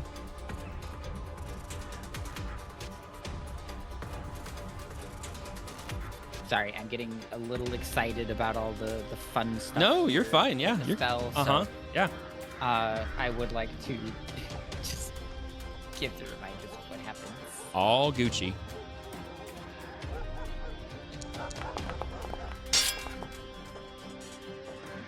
Okay. Yep. So that 17 is going to hit. So you can go ahead and roll damage on that rapier. And it is a crit. It is. Because you are within 5 feet. Yep. Because he is held. Oh my god. Jeez Louise. Okay. Holy crap. 20 use my sneak attack. Crit? Yeah. So wait, is that? Oh, so it's okay. So it's okay. So you do 4. Wait a minute. Hold on a second. I need to better understand this. So it's 1d8 plus the 14. Okay, so the 8 doubles. So it's 16 plus 14, which is 30. So it's going to do 30 points of damage. Holy crap. Yeah, because of his sneak attack. Did you roll crit damage there? Because I think that +8 is because I think that +8 base rules is that you add your max roll again. No. The way that I do crits is we just double the die roll. So, right, but you're reading off the 14, which already includes I clicked the thing. He rolled an Yeah, he rolled an 8. did the critical hit the foundry cave. Okay. I misunderstood. That okay. +8 is coming from the foundry. Okay. So then it would be the 1d8 plus 6 plus whatever else. Well, yeah, so it's not plus the 8. It's just the d8 plus 6, which is, so it'd be 8. Wait, hold on a second. So he rolled. It's still 22. It's still 20. Because you doubled the 8. Oh, which of course. Yes. Anyway. Yes. So it's 22 damage plus the sneak attack. So go ahead and roll the sneak attack damage on that. How was it a sneak attack? Oh, Because he had advantage. behind. No, because he had advantage. It's anytime you have advantage on an attack, you get to apply sneak attack. And because he is held and he is paralyzed, he had the advantage on the attack, like you said, which means he gets to apply sneak attack. So it's a separate combo play. Yes, this is all rogues are good for, in my opinion, in combat. Is find an advantage and go for it. So now you have to roll the sneak attack damage. Yeah, all I'm seeing is a refund resource. So sneak attack gets, so sneak attack is this. So you are level 5. So you get to roll, it's once per turn you can deal an extra 1d6 damage to one creature you hit with an attack. The amount of extra damage increases as you gain levels in this class as shown in the sneak attack on the rogue table. So give me a second, I gotta double check how many 1d6s you get at level 6 or 5. 3d6. Yeah, Okay. 5 and 6 is 3d6. Okay. Yeah. So you're gonna roll 3d6, no modifiers, just 3d6, and that's gonna add to the damage. So you've already got 22, which it's hilarious that the roll for crit. So yeah, by the way, guys, don't hit the critical damage thing in Foundry. It applies some weird effects. Just go basically whatever your die roll is, where you double that dice. So this time it worked out because he rolled an 8 and he had an 8, but. So what's our sneak attack? He's rolling it. He's rolling right now. It's 3d6 at level 5. Okay, so just a 3d6 roll. Yeah, so he's got to roll 3d6s, and then we're going to add that to the 22 he's already taken. Which I just realized I need to fix this because I had the wrong numbers plugged in here. So hold on a second. Let me. So 32 things of damage. 32. Nope, that's not what I want. Hold on a second.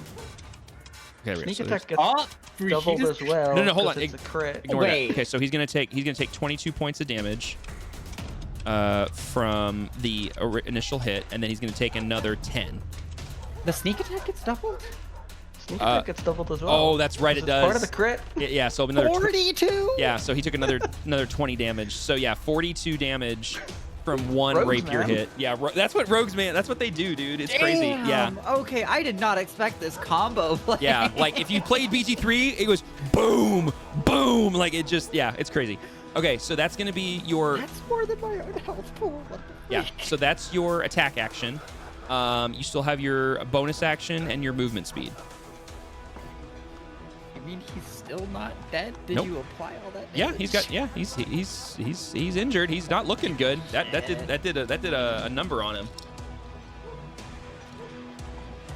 Gurgle's gonna stay where he is. Okay.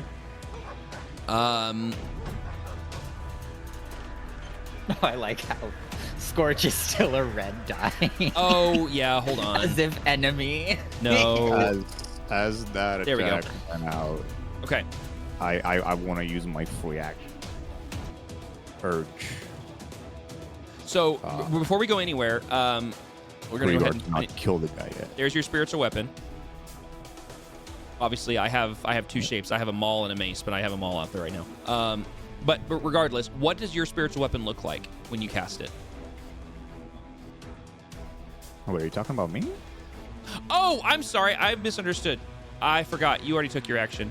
I'll put Yeah, that away. no, I wasn't making it. Yep. Yeah. Sorry, you said free action. I thought you were talking about your No, held action. no, My apologies. no. Free action is Yes, me yeah. talking to Grigor.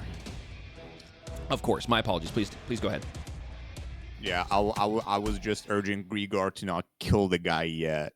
We might want answers. Okay. It is now Scorch's turn. Can you just walk up and bite the guy? Sure can. That's what he's gonna do. He's just gonna walk up and bite the guy. All right. Scorch runs over. Why is there a template on the map?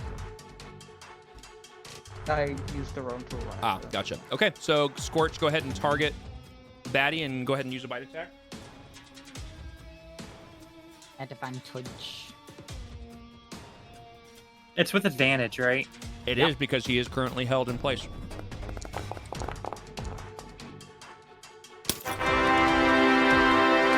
Unfortunately, he is unable to get a good grip on him. He comes up, he does bite him, obviously. He's not moving, but his teeth sink into the that doesn't hit? Nope, he only rolled an 8.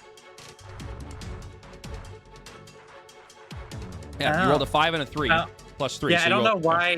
I don't know why it said it hit. Oh, it didn't say it hit. It's just the way you have your dice roll set up, it played a sound effect. No, it said it hit and then it asked me to roll for damage. It definitely did not hit. That's really weird. Because on my end, it definitely shows that it failed too.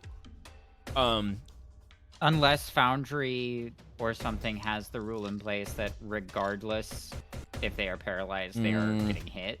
No, because even on my end, it's showing that it failed. So I'm not really sure why it was showing the success on Shadow's end. But regardless, it does not hit. So, I mean, Scorch is able to go up and bite the guy, but it just basically doesn't penetrate whatever clothing that he latches onto. It basically, his teeth catch onto just clothing, and he's just kind of yanking at it like a dog would do. So that's going to be his movement and his attack. Anything else?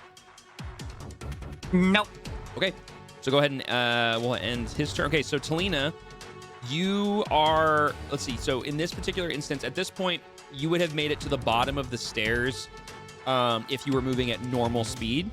However, if you move, because basically previous round, you would have made it to the middle of the stairs. Would you have sprinted after that, or would you have kept walking at a normal pace? So given that Doggo is now biting, the barking has stopped. Yes. Because he can't bark and bite at the same time. You are correct. The reason I have some hesitation is I know that you have disadvantage on sight base due to your drow heritage. Elven hearing is pretty. Yeah, Elven hearing is pretty decent, and you're not that far away. Go ahead and roll me a perception check real quick, and let's see how much you're able to notice. And this is not a disadvantage because this is hearing based. Yes. Yes, I noticed. Yes, you notice. So you notice, first thing you notice, the barking has stopped. And then as you kind of like notice that and kind of like perk your ears up and try to really focus in, what you now hear is growling, and you're hearing the sound of like, you hear in the distance just kind of like, because while it is a distance as far as like walking, as the crow flies, it's actually not that super far from you because you're walking down the stairs and essentially it's a kind of a big half circle to get from, or quarter circle to get from where you are to where they need to go. So you hear the sound of like metal on metal and such. Also, for my theater of the mind, that alleyway is up on the map north or south? Like, do we have to go? Basically, is this the road? Is this the road? No, you can see that. You went north. Is this the road that we could see on the map? No. You went north, east, Okay, and then so through the road the that we alleyway. could see on the map is up here somewhere. Correct. Yep. And then you go this way. Oops, hold on. Then you go. Gotcha. Wow, my gosh. Yeah. Yeah. So the road would go here, and then we come down. Yep. Oops. What am I doing? Oh, there we go. Yes. Yeah. So then you go this way. This basically runs parallel. And if you go this way, you're actually headed back towards in the direction of the stairwell you guys were on. So you're actually not super far as the crow flies from this location. Yeah. But then this road would be a dead end because it hits the side of the stairs. This road actually curls back around and heads towards the main street later on. Gotcha. But currently, you hear the sound of barking has stopped. You now faintly hear the sound of growling, like aggressive growling, faintly, and you hear the sound of like the occasional scuffling sound. It's not very loud because obviously you're kind of a good clip away, but with your elven ears, you're able to hear some of it. Yeah, I'm trying to think, because if I heard that from halfway up the stairs, I'm wondering if I would take that main street, like, so come in from the left of the map as opposed to from the alleyway. Because I would have vision earlier. You could try, yeah, if you wanted to attempt it. I mean, because you kind of get a general idea of where. Yeah, I'll take the main, like, basically take the immediate right I can. Okay. Just to get on the main road. Yeah. Okay. So I would be coming in from the left. And you'd be sprinting, like you'd be using your dash action? Yeah, okay, for sure. So with the dash action, you're able to get to the bottom of the stairs, and then you're able to move another 30 feet, which is basically essentially a button hook. You're down to the bottom of the stairs, you do a U-turn, you make an immediate right and another immediate right, and you're on part of the road to curl around this way. You're not on the map yet. You got a little ways to go, but you're able to get, a pretty good distance from where you started, obviously. So. Gotcha. Okay, so that's going to be your turn. Tippy's turn. And who is going to play Tippy? Fox said she leaves the squirrel to you. Oh, to me. Okay. Neon, yes, but okay. The next step, I believe she said, by the Eldritch time Blast, gets to her turn, just go around the corner and blast with a laser. Blast with. Okay. So Tippy is going to hop, skip, and a jump if I can get the right thing here. Come on, there we go. And so. This is gonna be great for you to see. Tippy comes around the corner, sees what's going on, and just her eyes glow a greenish glow for a second, and she holds both hands up and boom, and is gonna Eldritch Blast.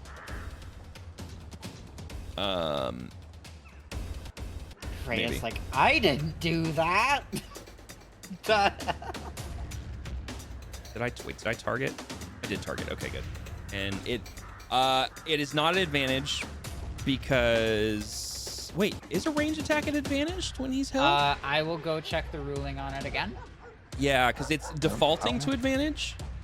I don't think. So. Oh yeah, it's because he's paralyzed. It's granted advantage because he's All paralyzed. attack rolls. Wow. All attack rolls. Okay. We are happy to have that advantage. That's going to be a natural 19 for a 24 to hit. Depending on level and anything like that, doesn't she get the 2? Because Eldritch Blast does a certain level. Gets 2 beams. She's only at Warlock level 1. She multi-classed, so she only has the 1. Okay. Yeah. So it does treat as Warlock level. Yes, correct. It's not based on player level. So that's going to be it's going to be 9 points of damage. Hold on. But it's an auto crit because he's paralyzed. So isn't that? That's only That's in only for 5 melee. foot. Yeah, that's only for Melee melee attacks. attacks. Oh yeah, you're right. Yeah. You're right. You're Yep. right. You're right. Yeah, so that's gonna be another 5 points. So yeah, boom, comes around the corner and Eldritch Flash smacks him in the face. That's gonna be Tippy's attack, and then let's see. Rhea's just kind of standing there with a bit of surprise, like, that wasn't mine.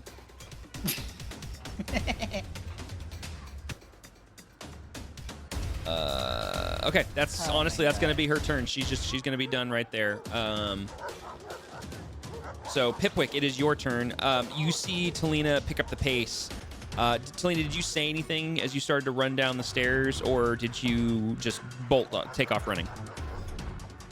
No, I didn't say anything. I just started running and made a hook. Okay. Turn. I just blindly follow. Okay. Do you sprint? Use your dash action? Yeah. Okay. So you have the same movement speed, so you're able to keep up. So the two of you make it to the bottom stairs, do a button hook, and start making your way down a side street that basically makes an L shape on your guys' turn, which will end up putting you guys on this side of the map, which actually I should probably move your guys' tokens for that then. Let's do that real quick.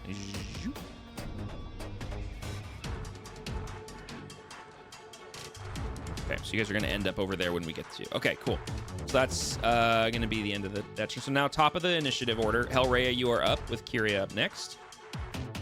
And actually, before we get started here, as this is going on, let me do this real quick. Can I get perception checks from everybody but Pipwick and Talina, please? Perception? Yes, please. 24. 21. So let's see. I assume you don't want me to give one. Sorry, yes, Dak. Sorry, no perception check for you. Oh, no. All you can perceive is the back of your eyelids currently. I'm too occupied with Dax to be perceptive. That's fine. Okay, so let's see. We got a 24, an 11, a 19. Well, technically I rolled a nat 1, but yeah. I'll roll for Tippy here since I'm doing that. She's gonna get a 8. All right. So that's and then actually Scorch can make one as well. Dax, if you want to go ahead, Shadow, if you want to go ahead and roll one for Shadow. Oh my gosh, for Scorch. On hold, this could very well be the serpent fight for the new party. That serpent fight was that was wild, man. To be fair, that was the very first combat encounter I ever made, ever. So I mean, come on, like, give me some credit. Are we gonna get a turn off hand out of this guy's stomach? Oh no. What? We're not gonna do field surgery on the humanoid. I need a repeat of that. That was That was gonna be the serpent fight. Last time we fought a serpent, we got body parts out of it because it ate a loving couple. Okay. I'm not promising no mutilation. So, Hellraya, you're the first person to notice this, and which works out well since you're the top of the initiative order. Grigor and Scorch are the only other two who notice this. But as you guys are engaged in this, you kind of have that instinct to kind of glance around the area, and you notice that you guys aren't alone. And then there are, in fact, some individuals that are popping up in various spots, some shadowy figures, not shadows, but just not illuminated sort of dark figures that are appearing in various locations. All right, I have a general question then. I'm going to have a general answer, more than likely. The one that Rhea can definitely probably make out from her side eye. Uh-huh. The ability for hold person, as long as, since Pact Magic is 2nd level, and it would then be a level 2 spell, hold person can hold one more. Only the spell is already active. Yes, you have to recast it. Okay. Yeah. Yeah, you basically, upon casting it, you can choose a number of targets to cast it on, but then it's cast. You can't choose to add additional targets to it after they've shown up. Okay. Yep. Sorry. I was going to offer a give and take on that, but I'm always open to a debate or an argument. Not an actual argument, but you know what I mean. It's been 1 turn since the spell has gone. Uh-huh. If you would allow for the duration of the spell for concentration to be halved. So instead of the 60 seconds, it would be 30 seconds. Knock off basically the 20 seconds from that to additionally add one more target to the spell. How many can you normally target at your current level? 2. So the one that's currently held, and then it would be basically, oh shoot, try and stretch the magic to the next target at the cost of the duration slipping. I want you to roll me a d20, no mod. Actually, d20 plus your Arcana modifier, so you +1. So just a Arcana check.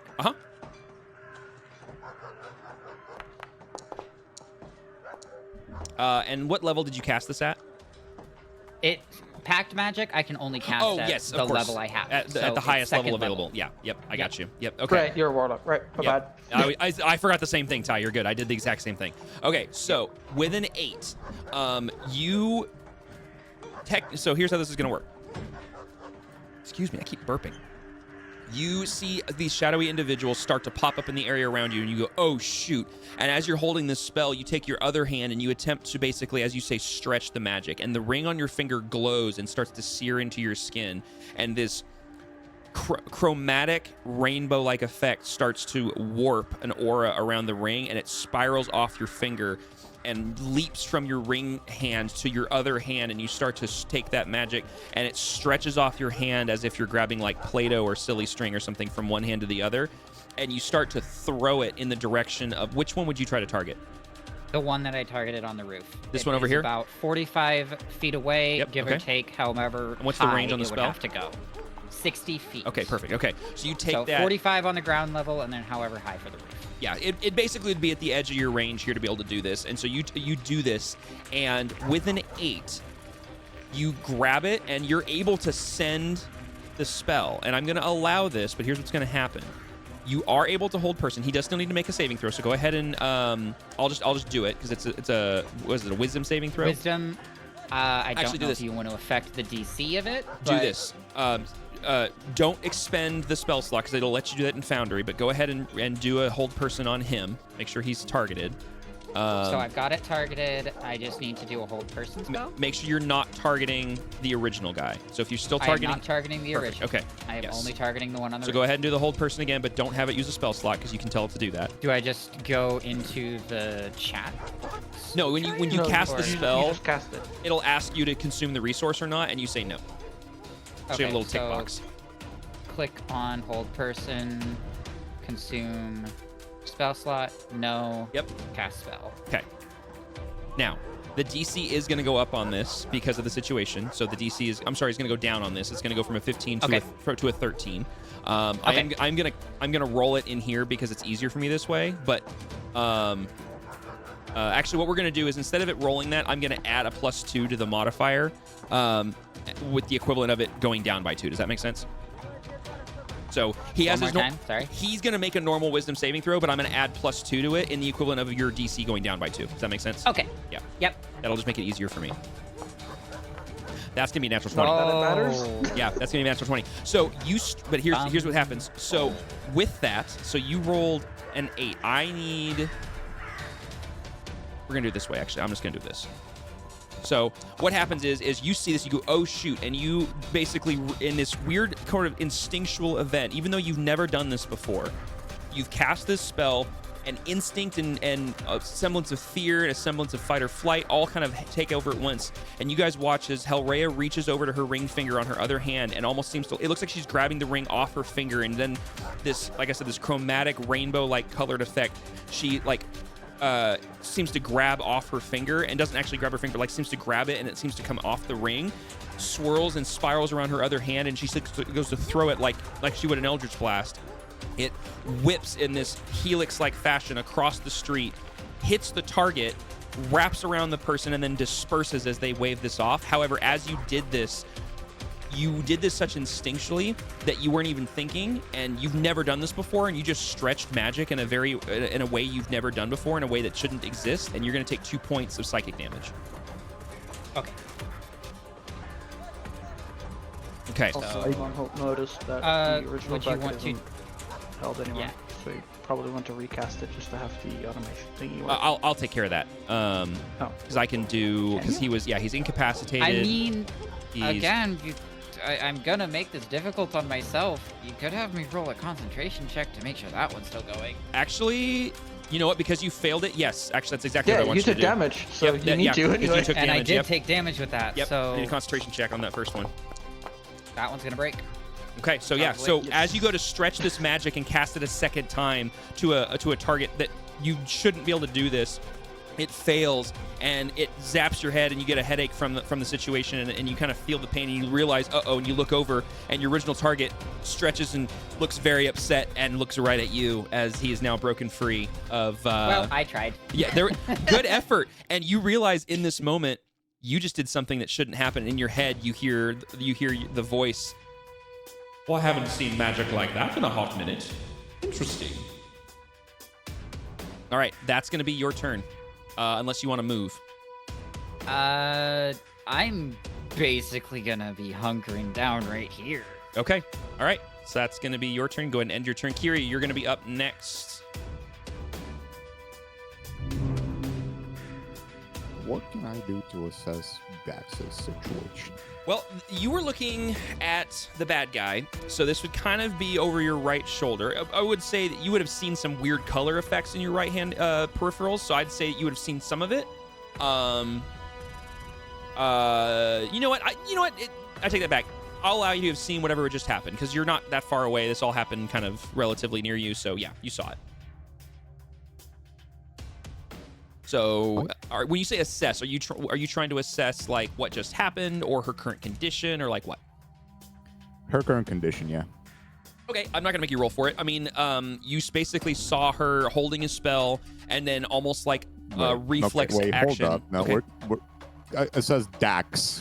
I'm so sorry, guys. I still have a headache. I'm sorry. Dax is yes. I take that back. If you would like to just do a quick scan, I'll just tell you what you quickly see. If you actually want to assess her condition, you'd have to roll for it. Quick C. Quick C. She is bleeding from several small injuries, but not excessive injuries. Like nothing that you've seen her in much worse states before, from that previous fight you guys were in. But she's clearly knocked out. She's got a little knot forming on her forehead from something that hit her. But the shoulder wound that she had, like the clavicle area from clearly a downward stab, it has some sort of effect around the edge of the wound that seems to be almost like eating her skin a little bit. And it's like not necrotic, but like a similar look to it. Okay, so if I want to know exactly what that is, I'll need a roll, right? You will, and you now notice that the individual who wasn't a threat is now a threat.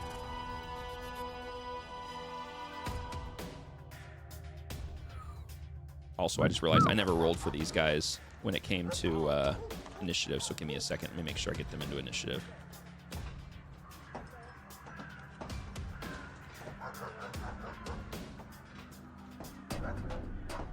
Okay, there's those guys. And there's those guys. Okay. Unfortunately, we kind of skipped over some of them because of my roll here, so we'll have to... I'll jump back. Actually, I'll just adjust their to put you guys at the top here. I don't want to mess with that. While Kiri is figuring out what she wants to do. Did you need me to manually apply the 2 points? Yes, I do need you to do that. I'm sorry. Okay. I will take it out of the excess hit points that were provided earlier in the day. Yeah, the temp HP, 100%. You can do that. Yep. All right, I'll do a 2-in-1. I'm gonna spend my bonus action to create a spiritual weapon. Which would be behind this guy. So here, since he's facing all of us. So where? I'm sorry. Here. Like Okay. Right behind him. There you go. And then I have it bonk at him. You have a bonk at him? Okay. Yeah, because I can do that as part of creating it. So let's do that first, and then we can do my next thing. Okay, give me 1 second here. I'm just fixing the initiative order to make this a little bit easier on myself.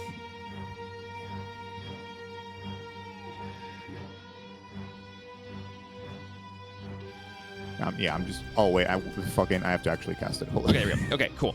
There we go. So now you guys have gone first, but the bad guys will go next because I screwed up stuff, and that's my bad. Okay, so you're gonna have a bonk at him. So you have your spiritual weapon out. So go ahead and target him, and then you're gonna roll the damage for the attack. I'm sorry, from your spiritual weapon.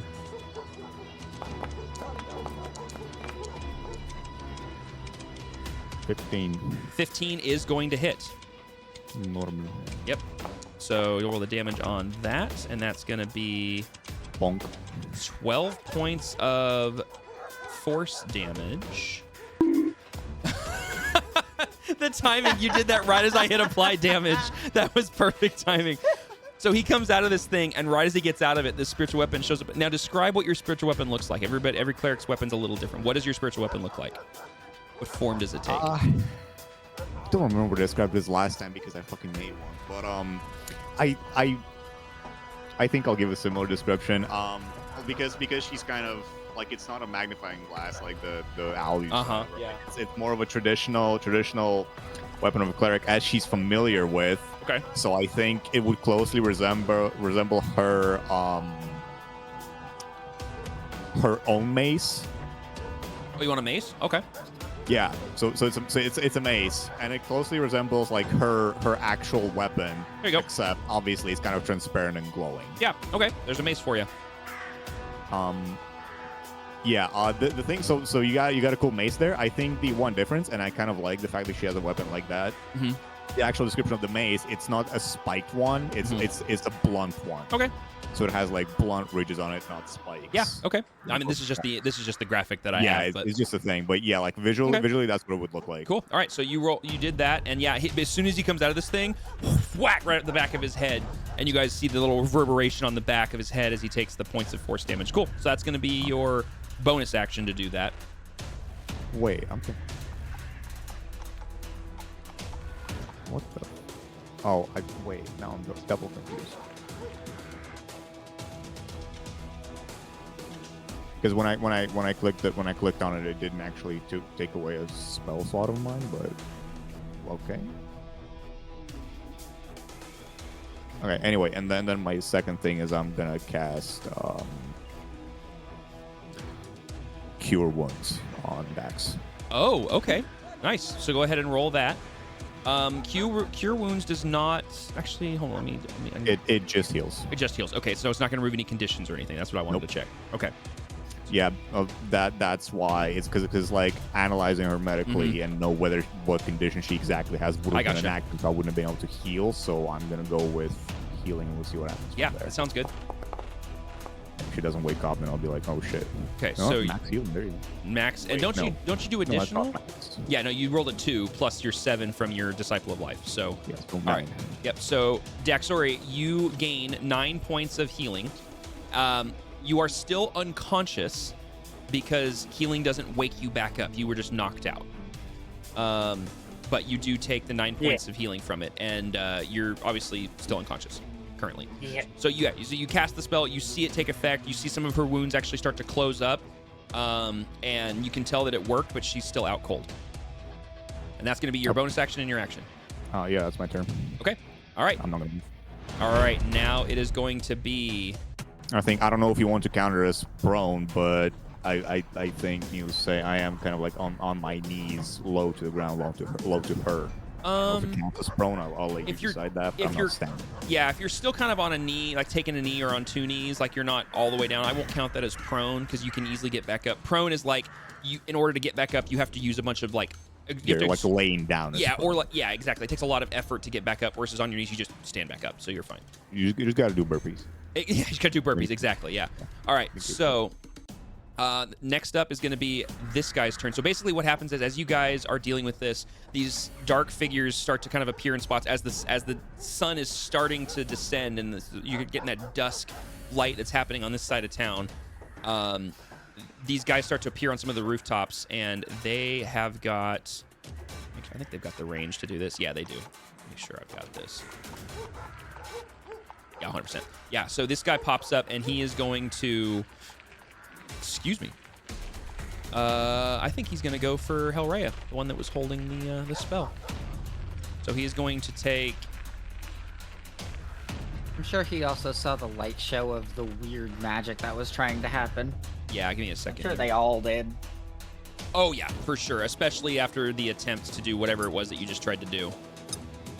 You create a psychic link with an enemy of yours at some point, so they hear the voice of your patron, and then they think they go nuts. Give me ideas for later. All right, here we go. Let's try this again. Okay, so he's going to go ahead and... Oh, there we go. Sorry, I had to fix the walls. It was like, it cannot see the target. I'm like, yes, it can. He's on a roof. He can see the target. Okay. So, it's going to be a normal roll. Hey, Neon. Yes? Can you rotate me? I sure Because can. I can't rotate myself for some reason. Just hold shift and hit down on the arrow keys when you have your token selected. There you go. Oh, those are different controls than I'm used to. All right, so your AC Owie, is... gonna hit. Yeah, he's definitely going to hit. So that's going to be a total of... That's going to be 7 points of piercing damage, which does not take away more than your temp HP. So you are out of temp HP. It clears my temp HP. So Ow. This guy sits up and... And two of them fly out, and the first one strikes you, and the second one is gonna... Let's see if it hits. The second one misses. So the first one hits, the second one strikes into a box behind you, and you look over and realize you're now outnumbered. Or not outnumbered, now it's kind of an even fight. That's gonna be his action. He is then going to... Make sure I'm not missing anything here.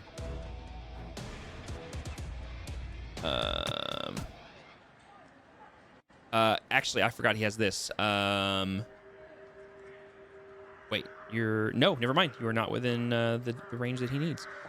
He is going to 5, 10, 15, 20, 25, 30. He's going to move along the rooftops there. And that's going to be his turn. Oh, nope, nope, back up. There we go, because there is a group, so it threw me off. Okay, this dude is going... measuring distance, I'm sorry. 5. Oh, you silly rooftop. Silly rooftop. There we go. Oh my goodness. Foundry, I'm gonna smack you. It's gonna happen. You know, walls are nice, but I think when it's not doing line of sight things, they're probably not needed. They were gonna do line of sight things, and it's. In that case, disregard. Yeah. Okay, there we go. All right, so let's say 5, 10, 10, 15, 20, 25. Okay, so he's gonna go there, and he is going to. He's gonna target Grigor. He's going to let loose his first arrow. That looks like that's going to hit, and he is going to do that, which is going to be... Oh, it's only going to be 1 point of piercing damage. Are you... Uncanny dodge, too. Oh, he's using Uncanny Dodge. Okay, cool. So Uncanny Dodge, basically, if I remember correctly... let me double check this. I'm pretty sure I know what it is, but I'm just I believe that means he can have the damage. Yes. Which off of a... Where is it? So it was gonna be 5 points, so it'd be 2 points. 3. Oh, sorry, 3 points. 3 points of damage. So you'll take 3 points of damage. So it'd be... Sorry, 2 points of damage. It's doing half. There we go. 2 points of damage from that, but he's going to use his martial advantage, which is going to deal an additional 10 points of damage, which does Uncanny Dodge just do it to a single attack, or is... Hold on, let me double check that. When an attacker that you can see hits you with an attack roll, you can take reaction to have the attack's damage against you round down. This would be included in that, so this would also get halved. So originally If it was rounded down, then it would have been 2 points damage on the original. It did. I did that automatically when I hit halve. So this one would be halved as well, I think. Let me make sure. Yeah, we'll just do it that way. It'll be fine. Okay, cool. So he takes 5 points of damage from the martial advantage. He's going to make his second attack against Grigor. Basically, he watched Grigor kind of like dodge out of the way and miss it. And so he's kind of upset. He's going to do it again. Ooh, that's going to be a natural 19 for a 25 to hit. So it's going to be another 7 points. Now this one's a second attack, so this one is not halved. It's going to be 7 points of damage from that attack, and that's going to be his movement and his action. So that's going to be his turn. All right. So now we've got this guy over here who's going to, let's see, he's got a movement speed of 30. So we're going to do 5, 10, 15, 20, 25, 30. He's going to be there. And he is going to... Actually, you know what? He's going to dash. So 5, 10, 15,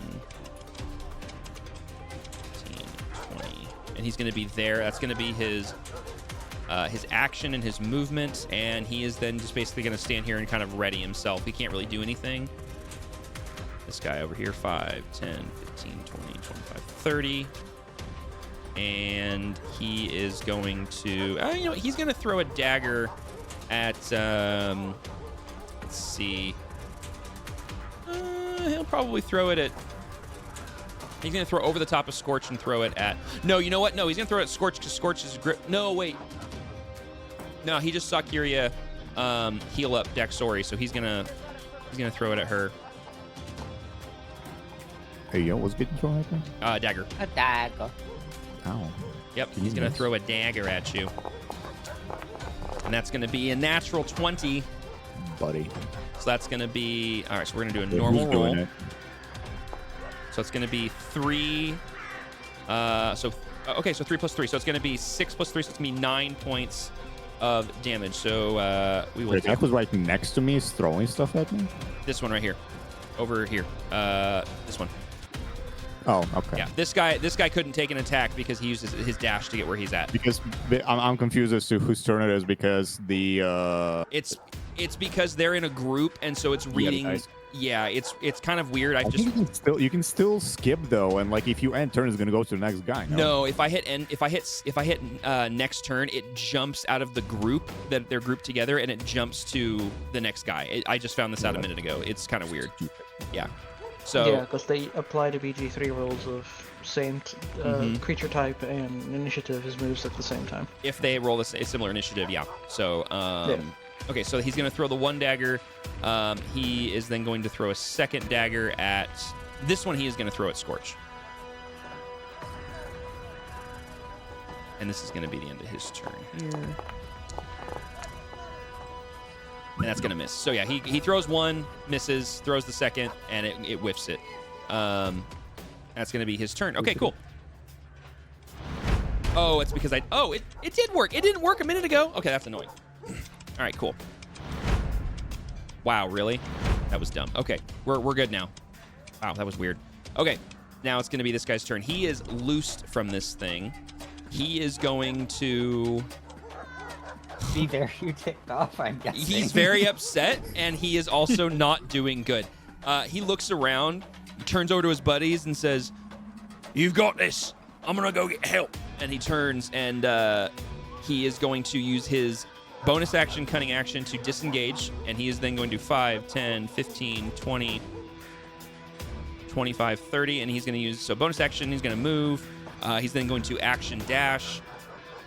5, 10, 15, 20, 25, 30. He's going to make it that far.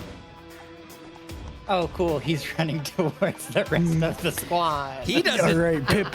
All right, Pip. It's time to be a fucking hero. He doesn't know that. He has no idea. I love Pipwick, it's time to be a fucking hero, all right? Okay, Daxori. Daxori, you are still unconscious. However... You have been healed, and you have been released from your captor dragging you. I want you to make me a Constitution saving throw to see if you wake back up. Whoops, I accidentally just already ended my turn. That's okay, I'll back you up. Hold on. Stonks. Here you go. Go ahead and make me a con saving throw. Let's see if you wake up. Con saving throw? Wakey, eggs and stabbing people. Oh, shoot. I just realized what I could have done with something. It's all right. I'll use it later. I got a 3. Okay, yep, no, you're still out. Out like a light. Honk. Me. Yep, honk shoe. Okay, Grigor, you're up.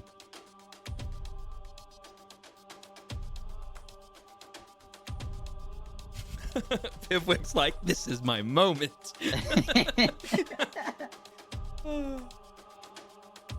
Yeah, I'm like rolling up my sleeves. Like, you made a boxing wrong turn, hops. buddy boy. Realize the dagger ate my temp as well. Yep. It's literally just the 9 extra HP that I have. Yep. Yeah, your temp HP is gone. Hellraya's temp HP is gone. What does that look like? What do you mean? Like when it's like physically? Like what does it physically look like? I was imagining that when. Sorry. Go ahead. Describe. Yeah, so the way that I roll temp HP is like you have a very thin, light bluish, like essentially like exo shield like aura that's around your person, like just kind of hovering over your skin that is not visible unless you take damage. And then it kind of shimmers, and then when it breaks, it kind of shatters like glass. Essentially, is how I envision it. So when it was cast on you, you watch it shimmer over you, and then it just visually disappears. You don't see it again. But as soon as you start to take damage, that little thin shield essentially is eating that damage until it's gone, and then it goes and then dissipates and breaks like a magical glass. Got it. Okay, Yep. so that's what happened to me. Yep, same thing happened to Hellray. You watched it happen to her, it happened to you, and actually it happened to Grigor too. All right. Okay. So yeah, Grigor, you're up, buddy. Let's see. Grigor's going to climb up the building. Ooh, okay. And I believe because you have second story work, you just use your normal. Yeah, so you just use normal movement speed to climb, which that is not, the building you're next to is not very tall. That one's only a single story structure. So you are able to get up top of it quite easily. I can't believe that I can't move you through these things. Grigor out here being full Assassin's Creed parkour tricks over here. What the Yep. heck? Yeah, he just. I mean, I do see hay over there. Just saying. You're gonna leap of faith. We're gonna do this. Oh, that's right, because there's new movement stuff now.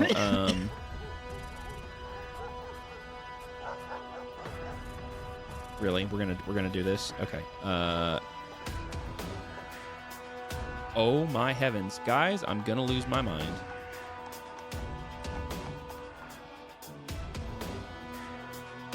We'll find it. Yep, I'm just gonna do this because I'm sick of dealing with walls. Okay, there you go. So you are now on the roof. However, it is not 5 feet. You will have to use, I'm gonna say 15 feet of your movement to get from ground up the wall into the rooftop. But because you have second story work, you still have 15 feet of your movement remaining.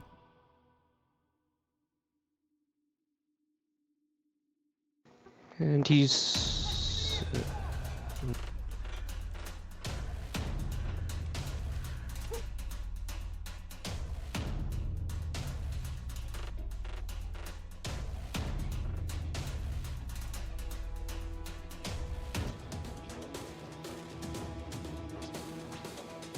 What's he doing, man?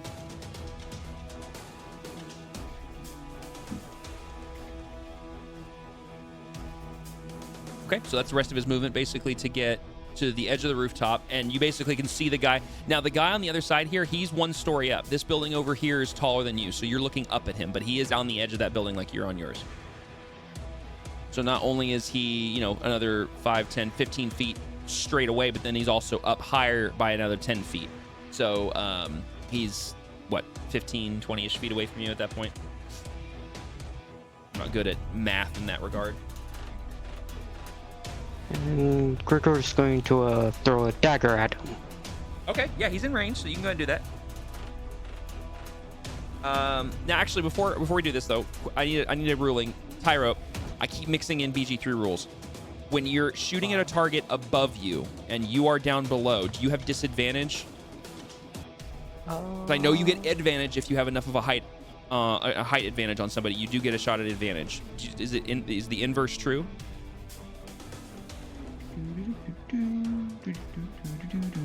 This is not me looking it up. It's fine. Don't worry about it. I could have done that. I thought you knew it. If it's No, not I don't. rolling, I would save. I don't think there's a specific ruling on it because the Okay. ND5e doesn't really have. Okay. 'Cause I know positioning that way. I've heard of, and this is how I rule it, is if you have a significant height advantage on a target, you can get advantage on the shot on a range attack, but it has to be like a significant advantage. So I'm going to say in this instance, I'll figure out how I want to rule it later, but for this, it's not enough of a height differential to be an issue, so it'll be a straight roll. So go ahead and make the attack.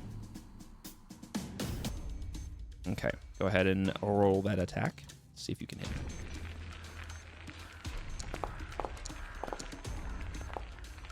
Yeah, that's gonna miss. So you throw the dagger, and you misjudge the height, and it hits the shingles on the edge of the roof, and it sticks into the wood. It kind of wedges itself in between some of the shingles.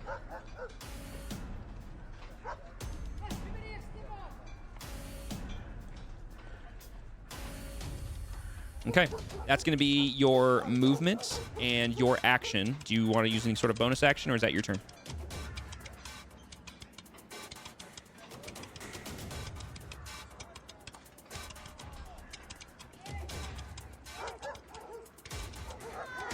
Gurgur's going to use his cunning action to dash back over the crest of the roof. Okay, so like back over here?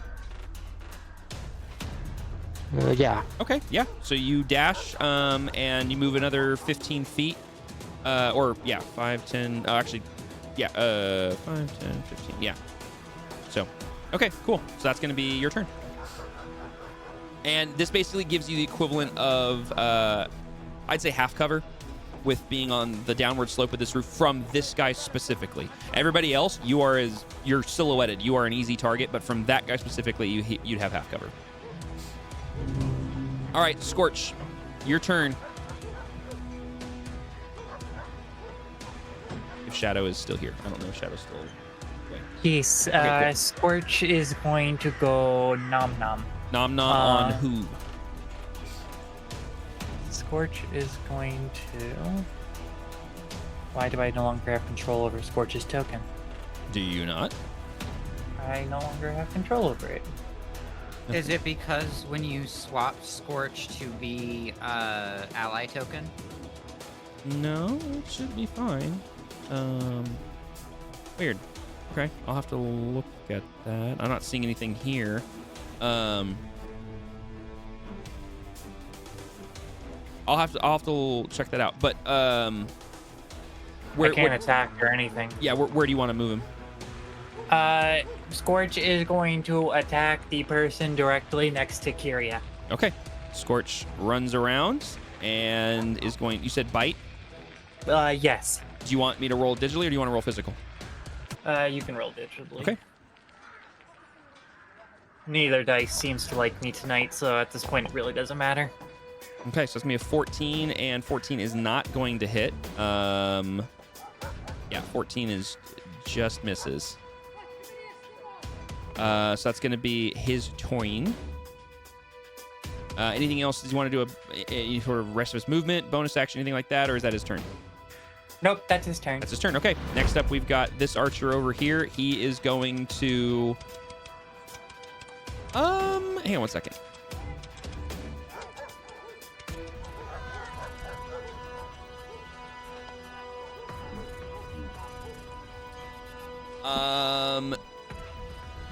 Okay.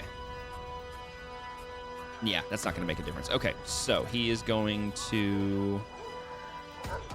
Well, you guys aren't on the map quite yet. I just put you there so your tokens are there. You guys are still further off, but... I was about to ask how many feet off the map I am to do extra math. I just wanted to know how far. Basically, you guys on the next turn, if you guys use your full movement, you will be exactly what those tokens are. As in regular movement or dash? Dash. To get down the side street, to get down the street and make a turn, you guys will basically be there. On your next turn, if you do all of that, on your next turn, you'll be there, if that makes sense, like on the next round. Okay, so this guy is going to... He's seen a couple different people make attacks. He's going to target the squirrel, and he's going to shoot his bow. And that's going to hit, so he's going to do a damage from the bow. All right, so that's going to be 7 points.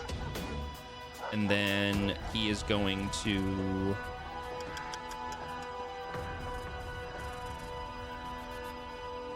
Let me check something real quick. Let's see, that one he can't do. So he will then... he's just going to do it again. Make it easy. And that was also going to hit. Oop, that's going to be a big fat 1. So that's going to be 5 points. Okay. So Tippy takes 2 of these arrows. Wait. Oh, yeah. Okay, there we go. So Tippy takes 2 of those arrows. And then he is going to... He's actually just going to stay put. That's going to be his turn. He's just going to stay right where he's at. All right. So, Talina, I assume that you're going to use your full, like, movement, so everything. with dashing, I will end up on the edge, right? Correct. You will end up basically on the edge of the map in any one of these squares here. Perfect. I want to throw my dancing rapier there as my bonus action then. Okay. All right. Yeah, you can do that. Yeah, I can. Yeah, you can. Let me get it real quick because I have it right. Oh, I forgot the target. Let me just... Thinks it's a spiritual weapon? Wait, what? Hold on. That ain't Shouldn't be. right. I mean, it's not. It literally, if you open it, it says dancing rapier, but for some reason, if you highlight it, it says spiritual weapon, which makes no sense. So you can ignore that because that doesn't make sense. Hey, all right, here we go. Yep, let me reselect. Come on. Give me Talina so I can open my actual character sheet. Thank you. Here we go. Because I didn't have it targeted.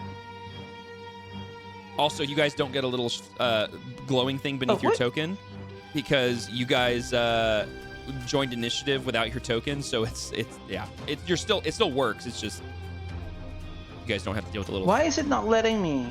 I know he's out of range. He's not out of range though. What are you trying to do? Yeah. I'm trying the dancing rapier, but it's like, it's out of range. No, it's not. Go away. Try now. Oh, I just made it 35 feet, and that should work. Because it needs to be 30 feet within me anyway. So. And we go.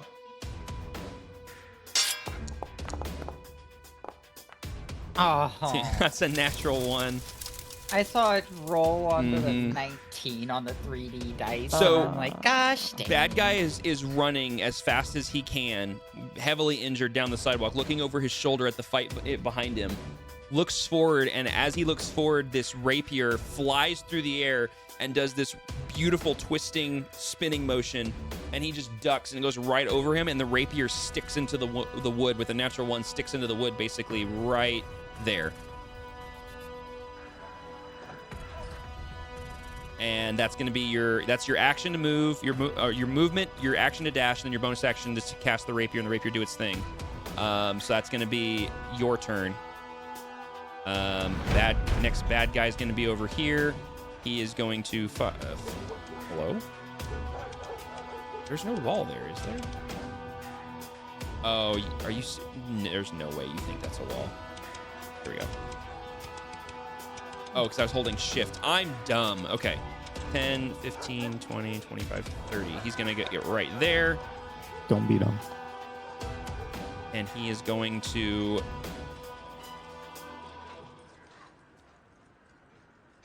Because he's finally in melee, he is going to do...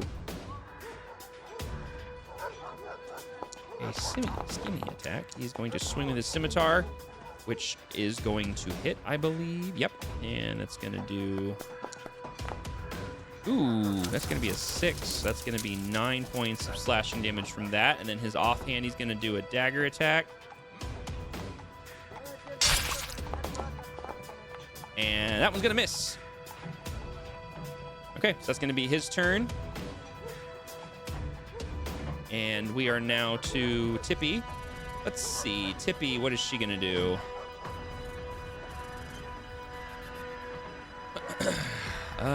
What's she gonna do? I always feel weird playing player characters when I've got a whole bunch of. Remember, you are not allowed to kill her. I'm aware, which is why I'm like I don't want to do that. So let's see here. Actually, you know what she's gonna do? She's gonna do something that's brand new to her. She turns to the one that just basically tried to swipe her, and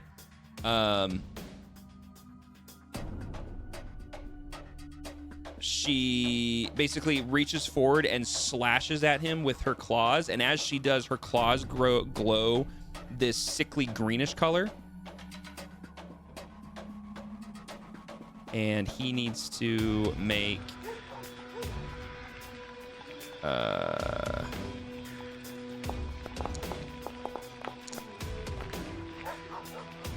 so he fails the con saving throw. So he's gonna take, it's gonna be 6 points of, I believe, necrotic damage. Yeah, it's necrotic looking at the eye. Yeah, so he's gonna take 6 points. Yeah. Did that work? Oh, why didn't that didn't work? What the frick? Oh, that's weird. It did 0 damage. What the frick? Hold on. Okay. Did he pass it? No, he didn't pass the save. No, he didn't. All right, so he takes 6 points of necrotic damage, and Tippy regains. Make sure I read this correctly. Yeah, she's gonna regain the same amount of health points. So she's going to get 6 HP back. Okay. Squirrel has alternative methods of staying alive. Yes, she does. So she turns and necromancy magic. Yeah, slashes this thing and saps some of the life out of this guy. And you guys watch as the claws glow green in the midair, slashes over him. You watch as it wraps around his leg, basically, is where he gets slashed, and the wounds glow and blood splatters everywhere. But then you watch as the green that kind of wrapped around his leg real quick zaps back into her hands as she pulls her clawed out squirrel hands back and just disappear into her fur, and she kind of rustles her fur a little bit, looking a tiny bit better than she did a second ago. That's going to be her action. She is then going to do... she's going to bonus action. Tapping touch is a bonus action. I'm sorry. Yes, it is a bonus action. She's going to... sorry. She's going to action... Let's see. Just tell me she's got something she can do to get out of here. Oh, wait. She can action disengage because that's a bonus action. So she can do that. She's going to disengage as an action. Because... Disengage was only a nope. rogue thing. No. Disengage as a bonus action is a rogue thing. Bingo. Yep. Anybody can disengage, but you have to burn your action to do it. So she's going to use her action to disengage and get away from this big dude. And she's going to scurry into this corner and try to get away from everything. Put some distance. So she's now basically under a little awning here. So this guy up here can't see her, and she's now a pretty good distance away from this guy. So that's going to be her turn. Pipwick, you are at the bottom of the initiative, my guy, but it is your turn. So if you want to burn your movement and your action, you will end up right where your token is. Well, I can tell you right now, I do not want to do that. Okay, what do you want to do? Because instead I want to cast Major Image. Okay, so you're going to move your movement, and so basically you will be... It's 120-foot range. No, I'm just letting you know. So basically, 30 feet of your movement gets you to the end of the thing, and then you're at the turn. So you basically can see this whole street from 30 feet this way. Okay. Does that make sense? Yeah. Yeah, so you're 30 feet off the map right there. Yep, that's exactly where you're at. Yeah, I want right like in the middle of the road in between Talina and this guy that's just giant purple dragon. Major image. Yes. Major image. Okay. I love illusion magic. Okay. I don't have a Just purple like dragon. Giant purple dragon right there. Okay. Prismatic dragon. That would be purple. Oh, here we go. If you. Okay, there you go. There is now. Illusion in the 20-foot cube. Yeah, that'll do. Yep. Okay, so there is now a illusion. Okay, so is there a DC for them like believing it, or is it just a thing? It just appears. I can't remember. It basically, the way that it's defined is it seems real, including sounds, smells, and temperature appropriate to the thing depicted, but it can't deal damage or cause conditions. Okay. I'm just Okay. hoping that run the other way. There's a dragon here. Sure. Yeah. Okay. All right. So, okay. So that's right, because major image is one that's just like it does a bunch of stuff. So yeah. Okay. So you are basically 30 feet off the map this way. This thing appears, Talina, in front of you. You now see this purple prismatic dragon just apparate in front of you. Just suddenly it's there. It lets out this blood-curdling roar/scream that echoes through this entire space. Yeah. If nothing else, I just caused a mass panic in this city. Yeah, at about 5 o'clock on a Tuesday, you just scared everybody. Okay, so that's your action and your movement. You still technically have a bonus action. You know what's wild too? The lore of, and most people would know this, dragons are considered extinct. Like, people haven't seen or heard of a dragon in hundreds of years in anywhere in Adalia. I'm the father of dragons. Monhole, when I you like say how the token is a 3x3, but the image is definitely a 5x5. the major image, I mean, I can make it bigger if I need to. No, it's the image is big enough. It's supposed to Okay. be within 20 feet, which Okay. it kind of is. I mean, just imagine its tail and its wings are a bit folded in. Yeah, because I mean, technically, because you said 20, is it? You said 20 by 20? Yeah, it's a 20-foot cube. Oh yeah, that fits. Like wings fully spread out. It fits for sure. Because there's that right there. Like, that absolutely fits. Yeah. Yeah, we're good. Okay. And then I'm gonna just use as my bonus action. I'll just do my nimble escape and just use it to hide. Yeah, that'll work. Okay. So you zip off to one side and hide, essentially. Okay. All right. So that's the end of the initiative. That's the end of this round. I know that Shadow's getting tired. We already lost Fox. Since we're at the bottom of a round, and there's now a freaking dragon on the on the street. This is not a terrible spot to end for the night, because we have hit Just our the serpent fight all over again. Now we have the giant creature on the board. We've gone full circle. Oh man, I want to touch there's you. a dragon on the board. Yes. Don't worry, it's not real. I Yeah. think It isn't. Well, you know that. No one else knows. Actually, technically, even Talina doesn't necessarily know that. It seems very real. It looks It real. just showed up. Yeah, it just exists now. It just appeared. Yeah. So yeah, I think this is a decent spot to end for the night, and that way Fox doesn't miss any more, and Shadow doesn't have to miss anything. So we'll go ahead and we'll pause for here, and we will pick this up again, I believe, next week. I don't think there's any issues with next week. No, I don't think so. Yeah, so we'll just plan to pick this up again next week with a wild situation. I love that Pipwick right out the gate's like, I could fight, or let me do this. Every spell I have is illusion magic. I love it. I love it.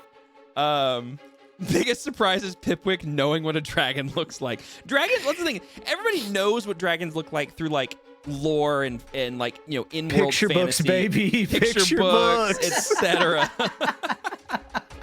You know what? I imagine this dragon doesn't look anatomically accurate because it's based off of picture books from like children's like literature. Like, it's just Skyrim all over again. Yeah. All of my illusions are inspired by my picture books. They're all like they all look like crayon drawings. They're actually wyverns. Yeah. Yeah.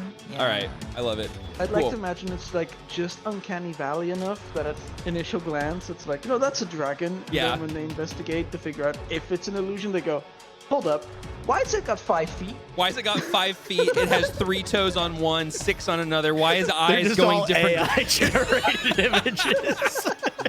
It's AI slop before AI slop. This is perfect. This is absolute. I just kind of, you know what, from now on, I kind of want to just, anytime you create a major image, you need to go real quick to an AI generator and generate an image, but like, don't make any edits to it and just see what slop it kicks out, and that's what it looks like. That would be Are we so funny. really reducing Pipwick to artificial intelligence? I'm that's personally funny. gonna be against that. But yeah. Oh, that would be so that freaking. reducing? That would give him intelligence. That'd be so freaking funny. Okay, with that though, we will go ahead and pause for the night here, so everybody can get some sleep. Thank you everybody for playing. Thank you for everybody for watching, and we'll pick this up again in a week, hopefully. See ya. I don't remember what I was gonna do. Yep. Everybody, be thinking about what you're gonna do. Anything that you need to take care of, obviously, like be making notes or whatever. But It was time to the touch feed. I don't